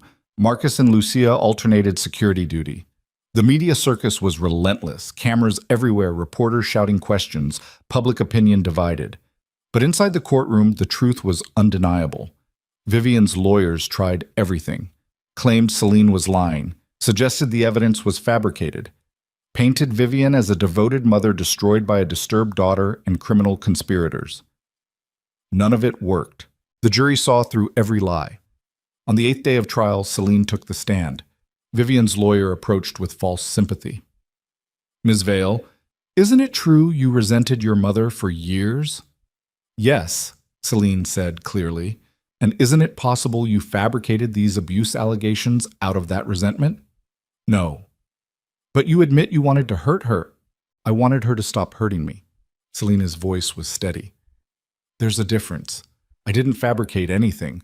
I just finally had the courage to tell the truth." A truth influenced by Damien Moretti, a known criminal. "Objection," the prosecutor interrupted. "Mr. Moretti isn't on trial here." "Sustained," the judge ruled. "Move on, counselor." The lawyer tried different angles, but Celine didn't break. She answered every question honestly, maintained eye contact, refused to be shaken. When she finally stepped down, Damien's expression held unmistakable pride. The prosecution rested 2 days later. Vivian's defense called character witnesses who testified she'd always seemed like a devoted mother. that they'd never seen evidence of abuse, that Celine must be confused. But cross-examination destroyed them one by one. You never saw evidence of abuse because Ms. Vale was careful to hide it, the prosecutor pointed out. Just like she hid her financial crimes, just like she hid her partnership with Vincent Chen. The fact that she fooled you doesn't mean she's innocent. It means she's a skilled liar. The jury deliberated for 6 hours. When they returned, the foreman stood with the verdict. On the charge of aggravated child abuse, guilty. Celine's chest tightened. On the charge of attempted murder, guilty. Damien's hand found hers under the table. On the charge of kidnapping, guilty. Vivian's face went pale. On the charge of money laundering, guilty. The list continued. Guilty, guilty, guilty. Every single charge. Vivian stood trembling as the judge announced sentencing would occur in 2 weeks. Bailiffs led her away in handcuffs while she stared at Celine with pure hatred. Celine stared back without flinching. Outside the courthouse, reporters swarmed immediately. Ms. Vale, how do you feel about the verdict? Do you have any message for abuse survivors watching this trial? What's your relationship with Damien Moretti? Damien moved to shield her, but Celine stopped him with a gentle hand. Let me, she said quietly. She turned toward the cameras, heart pounding but voice steady. I spent 23 years believing I deserved what happened to me, she began. That I was the problem. That if I just tried harder, my mother would stop hurting me. Today proved that none of that was true. She hurt me because she chose to, and today she faced consequences for that choice. What do you want other survivors to know? A reporter asked. Celine met the camera directly. That you're not crazy. That it's not your fault. That speaking the truth is terrifying but necessary. And that even when people don't believe you at first, keep speaking. Eventually, the truth wins. And Damien Moretti? Another reporter pressed. How involved was he in this case? Before Celine could answer, Damien stepped forward. I provided protection and resources, he said evenly. Nothing illegal. Ms. Vale did the hard work herself. She survived. She spoke up. She's the hero of this story, not me. The admiration in his voice made Celine's chest ache. They left the courthouse together, ignoring the remaining questions, and drove back to the suburban house in silence. Inside, away from cameras and crowds, Celine finally allowed herself to feel everything she'd been holding back. Relief. Exhaustion. Victory. Grief for the childhood she'd never get back. She sank onto the couch, and Damien sat beside her without speaking. Just present, solid, safe. It's really over, Celine whispered. Yeah, it really is. So what happens now? Damien turned toward her, expression serious. That depends on what you want. What I want? You're free now, really free. Your mother's going to prison. Vincent Chen's empire is destroyed. Nobody's hunting you. You can do anything, go anywhere, be anyone. His jaw tightened, including walking away from me if that's what you need. Celine stared at him. You think I want to leave? I think you deserve the choice without pressure. Then I choose to stay. She met his eyes directly. I choose you. Celine, you've been through hell. Your judgment might be... My judgment is fine. She moved closer. You saved my life, protected me, stood beside me through the worst moments. And yes, you lied to me once, manipulated the situation, made choices I didn't like. Her hand found his. But you also gave me the only home I've ever had, made me feel safe for the first time, helped me find my voice. That's not trauma bonding. That's knowing exactly what I want. Damien's control finally cracked. He pulled her close, forehead resting against hers. I don't deserve you, he whispered. Probably not. Celine smiled faintly. But you're stuck with me anyway. He kissed her then, soft and careful, like she might break. Celine kissed him back harder, pouring every emotion into it. Fear, relief, gratitude. Something deeper she wasn't ready to name yet. When they finally broke apart, both breathing hard, Damien's eyes held something Celine had never seen before. Hope. What do we do now? She asked. Build something better. His thumb traced her cheek gently. Together. Celine leaned into his touch. I like the sound of that. They sat together in comfortable silence while Chicago continued existing outside. Vivian sat in a cell awaiting sentencing. Vincent Chen faced federal charges. Eric negotiated his plea deal. And Celine Vale, survivor, fighter, woman who'd destroyed her mother's empire, finally felt like she could breathe. But peace never lasted long in Damien's world. 3 days later, Marcus burst through the front door with his weapon drawn and panic in his eyes. "We've got a problem," he said urgently. "Vincent Chen posted bail." Damien stood immediately. "That's impossible. His assets were frozen. He had money hidden offshore that the feds didn't find. Posted 10 million cash this morning." Marcus's expression was grim. "And his first call after release was to someone on the West Coast. We think he's bringing in reinforcements." Celine's blood turned cold. "He's coming after us." "Not just coming after you."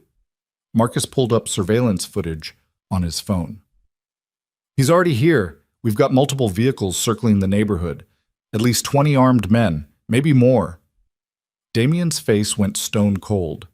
He moved to the window, carefully checking the street. Sure enough, dark SUVs passed slowly, occupants scanning houses. "How long do we have?" Damien asked. "Minutes, maybe less." Damien turned toward Celine and she saw something terrifying in his eyes. Not fear, determination. "Get her out," Damien told Marcus. "There's a car in the garage. Take her to the Canadian border. Don't stop until you're across." "What about you?" Celine demanded. "I'm buying you time." "No." "Celine." He grabbed her shoulders. "Vincent wants both of us dead. But mostly, he wants you. If you're gone, he has no reason to burn this house down. I can negotiate. I'm not leaving you to die. And I'm not letting you get killed because Vincent Chen can't accept losing." Damien's voice cracked. "Please, for once, just let me protect you the right way." Tears burned Celine's eyes. "This isn't protecting me. This is suicide. It's giving you a chance to survive." He pulled her into a fierce embrace. "That's all that matters." Before Celine could argue, gunfire erupted outside. Windows shattered, bullets tore through walls. Someone screamed orders to breach the house. Marcus grabbed Celine, dragging her toward the garage while Damien returned fire through the broken windows. "No!" Celine fought Marcus's grip. "I won't leave him. He's giving us a chance," Marcus said urgently. "Don't waste it."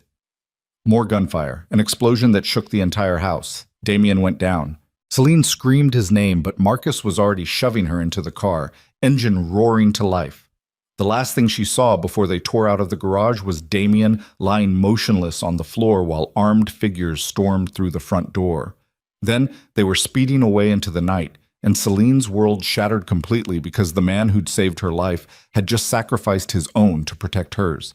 And she had no idea if he was even still alive. Marcus drove like hell itself was chasing them, because it was.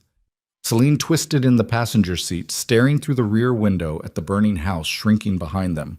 Smoke billowed into the Chicago night sky. Gunfire still echoed in her ears. And Damien. "Turn around," she said. Marcus didn't slow down. "No." "He's bleeding out back there." He knew what he was doing. Marcus's jaw was granite. "My orders are to get you safe. That's what I'm doing." "I don't care about your orders." Celine grabbed the steering wheel. The car swerved violently. Marcus cursed, fighting for control as they fishtailed across lanes. He managed to straighten out, then slammed the brakes so hard Celine's seatbelt locked painfully against her chest. They stopped in the middle of an empty side street. Marcus turned toward her, and his expression held something between fury and grief. "You think I want to leave him?" His voice cracked. "Damien's been my best friend for 8 years. I've taken bullets for that man. But he gave me one job tonight, keep you alive. And I will not dishonor him by failing. He's not dead yet." Vincent brought 20 men. We heard one explosion, maybe more by now. The house is on fire. Marcus's hands shook on the wheel. Even if Damien survived the initial assault, he's outnumbered and trapped. Going back means we die too. All of us. So we just abandon him? We survive. Like he wanted. Marcus's eyes were wet. That's the only way his sacrifice means anything. The words gutted Celine, because Marcus was right. Damien had given them a chance to escape, and throwing it away accomplished nothing except getting everyone killed. But leaving him behind felt like ripping her own heart out.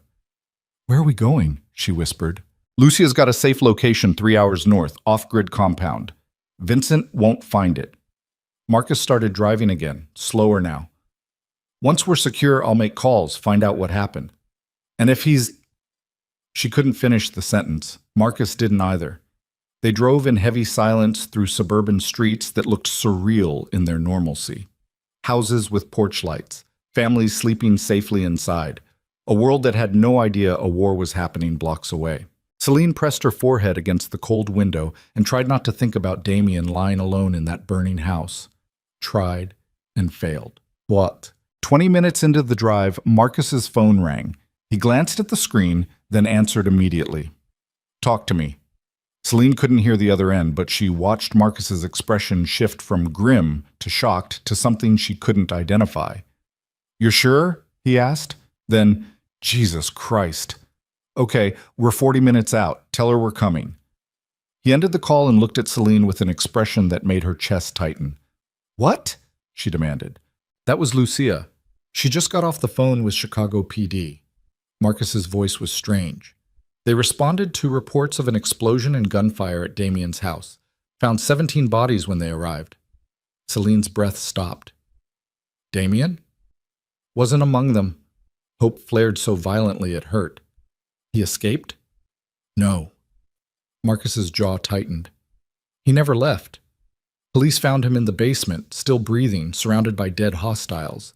Vincent Chen's body was one of them. The world tilted. Damien killed Vincent? Celine whispered. Apparently Vincent made the mistake of entering the house personally instead of letting his men do the work. Damien was waiting. Marcus's smile was vicious and proud. Took a bullet to the shoulder and another to the leg, but he put Vincent down before losing consciousness. Is he alive? Barely. They airlifted him to Northwestern Memorial 20 minutes ago. Touch and go, but he's got a chance. Celine couldn't breathe properly. Relief and terror battled inside her chest because Damien had survived but might still die in surgery. Change of plans, Marcus said, already turning the car around. We're going to the hospital. Vincent's men scattered the moment police arrived. Most got arrested. The rest ran. Without their boss, they're just hired guns with no employer. Marcus accelerated. You want to see Damien or not? Drive faster. He did. They reached Northwestern Memorial 45 minutes later to find it surrounded by police presence. Marcus flashed identification to the officers stationed outside, then led Celine through corridors to the surgical wing. Lucia waited in a private room, pacing like a caged animal. When she saw them, relief flooded her features. Thank God, she breathed. I wasn't sure you'd make it. Status? Marcus asked immediately. He's been in surgery for 2 hours. Bullet to the shoulder nicked an artery. The leg wound was cleaner but still required extensive repair. They're also treating smoke inhalation and second-degree burns from the explosion. Lucia's voice was clinical, but her hands shook. Surgeon says next 6 hours are critical. Celine sank into a chair, legs giving out. 6 hours. Damien had 6 hours to either live or die, and she could do nothing except wait. Did Vincent have family? Marcus asked quietly. Anyone who might continue his vendetta? Lucia shook her head. Only child. Parents dead, no spouse. His criminal empire was built on fear and money, not loyalty. With him gone and his assets frozen, there's no one to carry it forward. So it's actually over, Celine said numbly. It's over, Lucia confirmed. Vivian's in prison awaiting sentencing. Vincent's dead. His organization dismantled. You're safe now. Safe. The word felt foreign, impossible. Celine had spent her entire life unsafe. First from her mother's abuse, then from criminal threats. Now suddenly, inexplicably, the danger was gone, and the man who'd made that possible was dying in surgery. I need to see him, Celine said. He's not out of surgery yet. I don't care. When he gets out, the second he's stable, I need to be there. Lucia exchanged a glance with Marcus, then nodded. I'll make sure the hospital knows you're authorized. They settled into the horrible rhythm of waiting. Marcus paced. Lucia made phone calls, coordinating with lawyers and police. Celine sat frozen, replaying every moment since the night Vivian had dragged her to Damien's penthouse. How terrified she'd been. How certain she was about to be hurt. Instead, He'd given her safety, taught her strength, helped her reclaim her voice, and then sacrificed himself so she could live. If he died now, after everything, Celine didn't know how she'd survive it. 4 hours crawled past, then 5. At hour 6, a surgeon emerged looking exhausted but cautiously optimistic. "He's stable," she announced. "Lost a lot of blood and the next 24 hours are critical, but he made it through surgery. Barring complications, he should recover fully." Celine's chest loosened for the first time in hours. "Can I see him?" "He's unconscious and will be for several more hours. But yes, you can sit with him." The surgeon led Celine to a private recovery room where Damien lay connected to machines monitoring every vital sign. His face was pale beneath bruises. Bandages covered his shoulder and leg. An oxygen mask helped him breathe.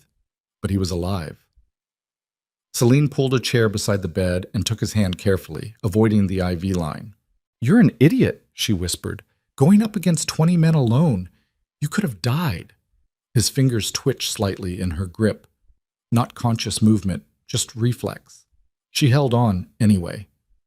"You saved my life," she continued, voice breaking. "Again. I don't know how I'll ever repay that. Don't know if I even can. But I'm not leaving. You're stuck with me now, so you better wake up." No response except the steady beep of monitors. Celine lowered her forehead to their joined hands and let the tears finally come. Not the violent sobs from before. Just quiet, exhausted crying for everything they'd survived together. Marcus appeared in the doorway hours later. "Police want statements," he said gently, "but I told them you're not leaving until he wakes up." "Thank you." "They can wait." Marcus studied Damien's unconscious form. "He'd do the same for any of us." "He already did." Marcus nodded slowly, then left her alone again. Celine stayed through the night, dozing fitfully in the uncomfortable chair, but refusing to leave. Nurses checked vitals every hour. Doctors monitored his progress. And slowly, incrementally, Damien's condition stabilized. Dawn broke over Chicago. Celine woke to pressure on her hand. She jerked upright to find Damien's eyes open, barely, glazed with pain medication, but conscious. "Hey," he rasped. "Hey yourself." Celine's vision blurred with tears. "You're awake." "Vincent? Dead. You killed him." Something that might have been satisfaction flickered across Damien's bruised face. "Good. You also got shot twice and nearly burned to death, you absolute idiot."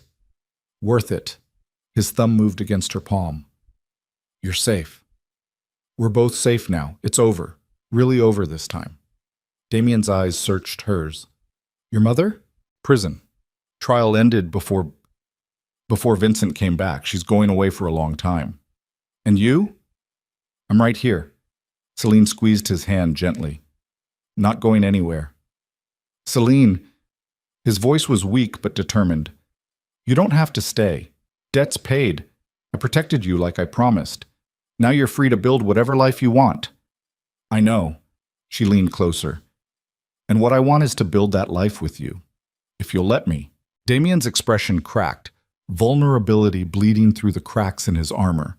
"I'm not a good man." "I know that too." Celine smiled through tears. "But you're a good man for me. That's enough." He tried to respond, but exhaustion pulled him under again. His eyes closed, breathing evening out into medicated sleep. Celine stayed beside him while morning light filled the hospital room, and for the first time since this entire nightmare began, she felt something radical taking root in her chest. Peace. Damien's recovery took 3 weeks. The first week, he barely stayed conscious for more than an hour at a time. Surgeons monitored for infection. Physical therapists began gentle rehabilitation. Police took statements when he was lucid enough to provide them. The story that emerged painted a clear picture. Vincent Chen had violated his bail conditions by orchestrating an armed assault on a private residence. Damien Moretti had defended himself within his legal rights. The fact that 17 people died was unfortunate, but justified given the circumstances. The district attorney reviewed everything and declined to press charges. For once, Damien Moretti's criminal reputation worked in his favor. Everyone believed he was dangerous enough to take out 20 armed men while wounded. Nobody questioned the official narrative. By week 2, Damien was walking with assistants and complaining about hospital food. Celine visited daily, often staying overnight in the chair that had become her second home. They talked about everything: his childhood, her trauma, the future they both wanted but were afraid to voice. "I'm thinking about getting out," Damien admitted one afternoon while Celine helped him walk the hospital corridor. "Out of what?" "The life.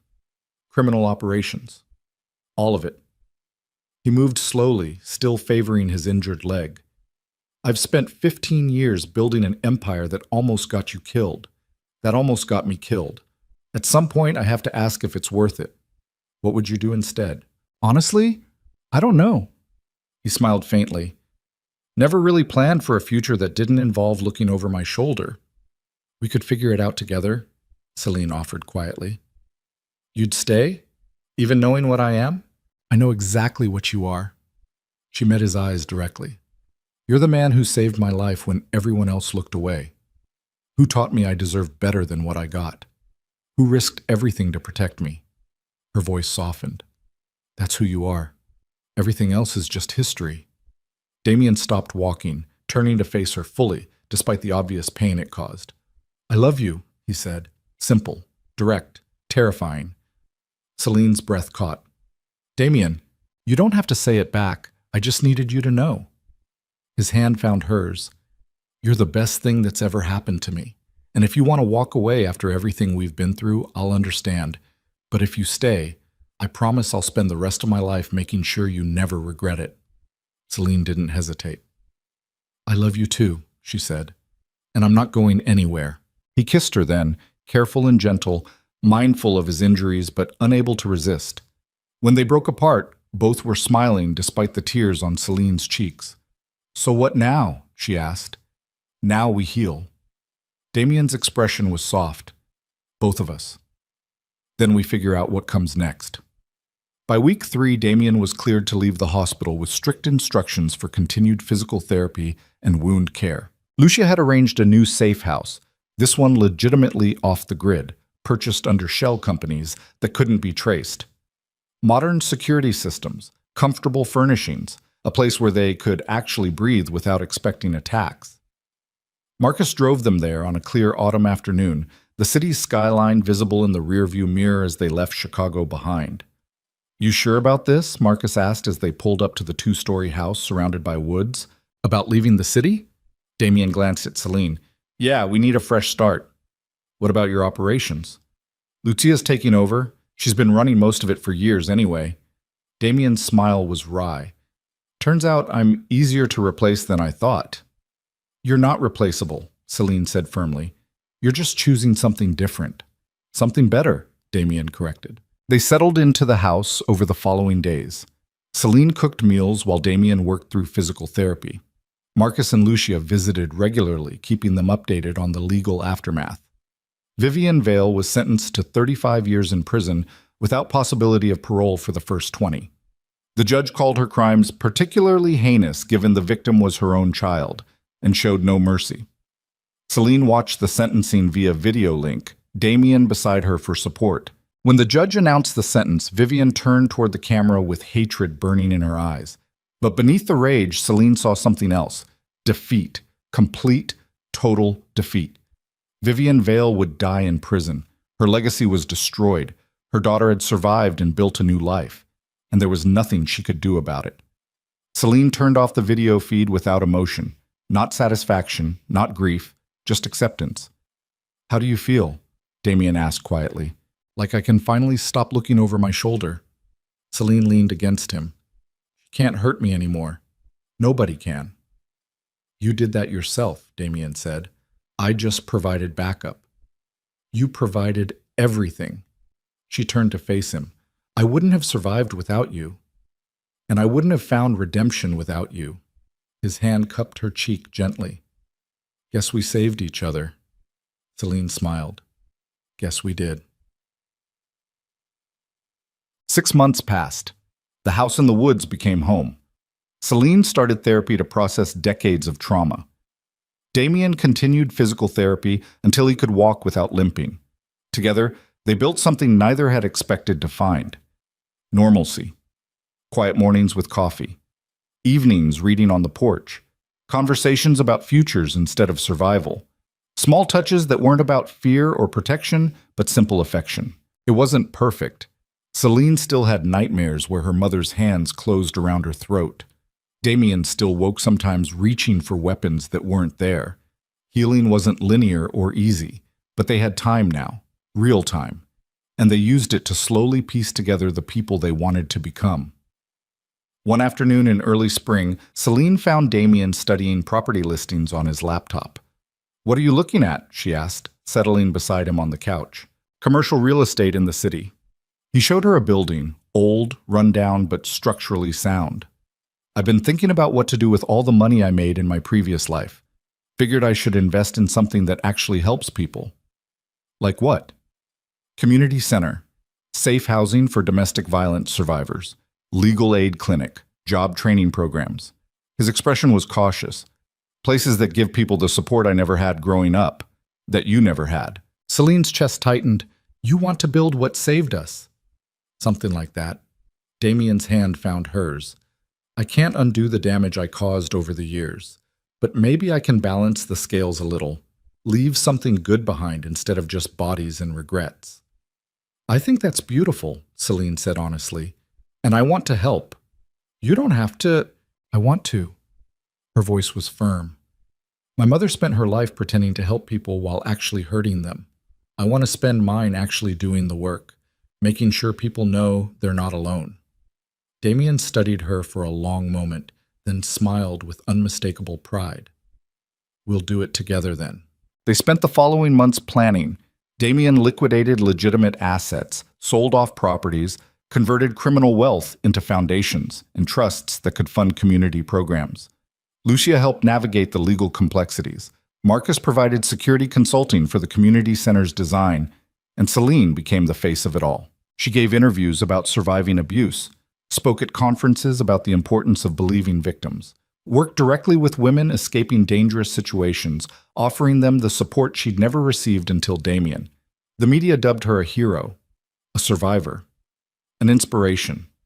She felt like she was finally doing something that mattered. 1 year after Vivian's sentencing, Celine stood in front of the newly opened Vale Community Center, renamed not to honor her mother, but to reclaim the family name for something good.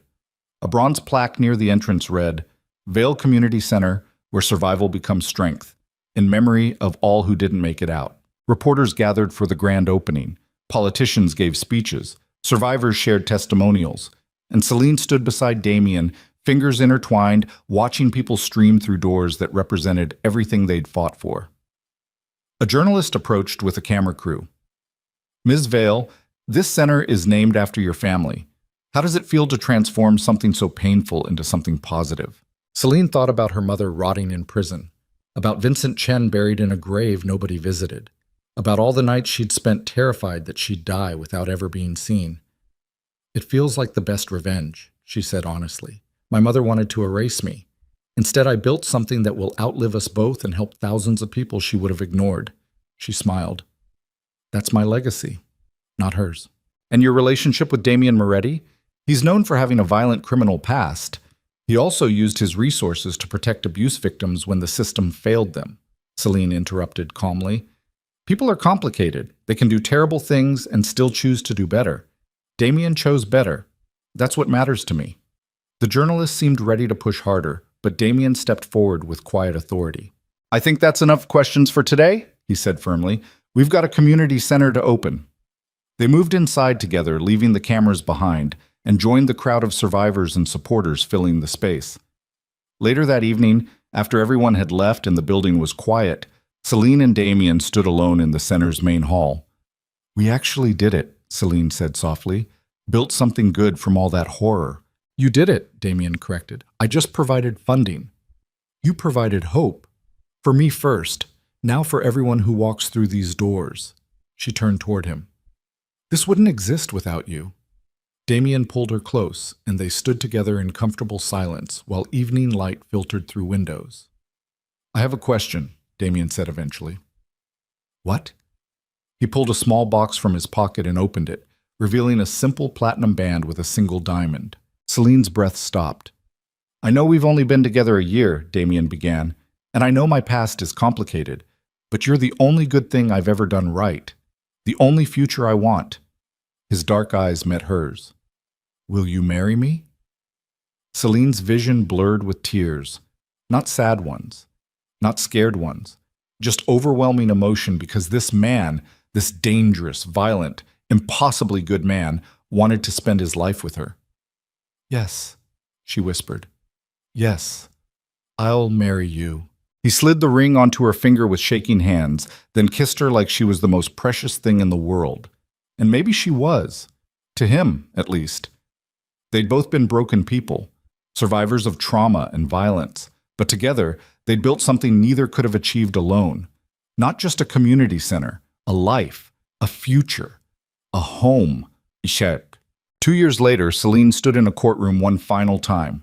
Not as a victim, as an advocate. She'd spent the last year working with legislators to strengthen laws protecting domestic violence survivors, making it easier to report abuse, harder for abusers to escape consequences, creating systems that actually believed victims instead of dismissing them. Today, the governor was signing those laws into effect. Celine watched from the front row while politicians gave speeches about progress and protection. Damien sat beside her, their wedding bands catching light. Marcus and Lucia flanked them like family. When the governor finished signing, she approached Celine directly. "None of this would have happened without your advocacy," the governor said warmly. "You changed the conversation around domestic violence in this state. That's an extraordinary accomplishment." "I just told the truth," Celine replied. "Other people decided to listen." "Well, thank you for being brave enough to speak." After the ceremony, they drove back to the house in the woods. The community center was thriving under a professional management team. Celine's advocacy work continued, but no longer consumed every waking hour.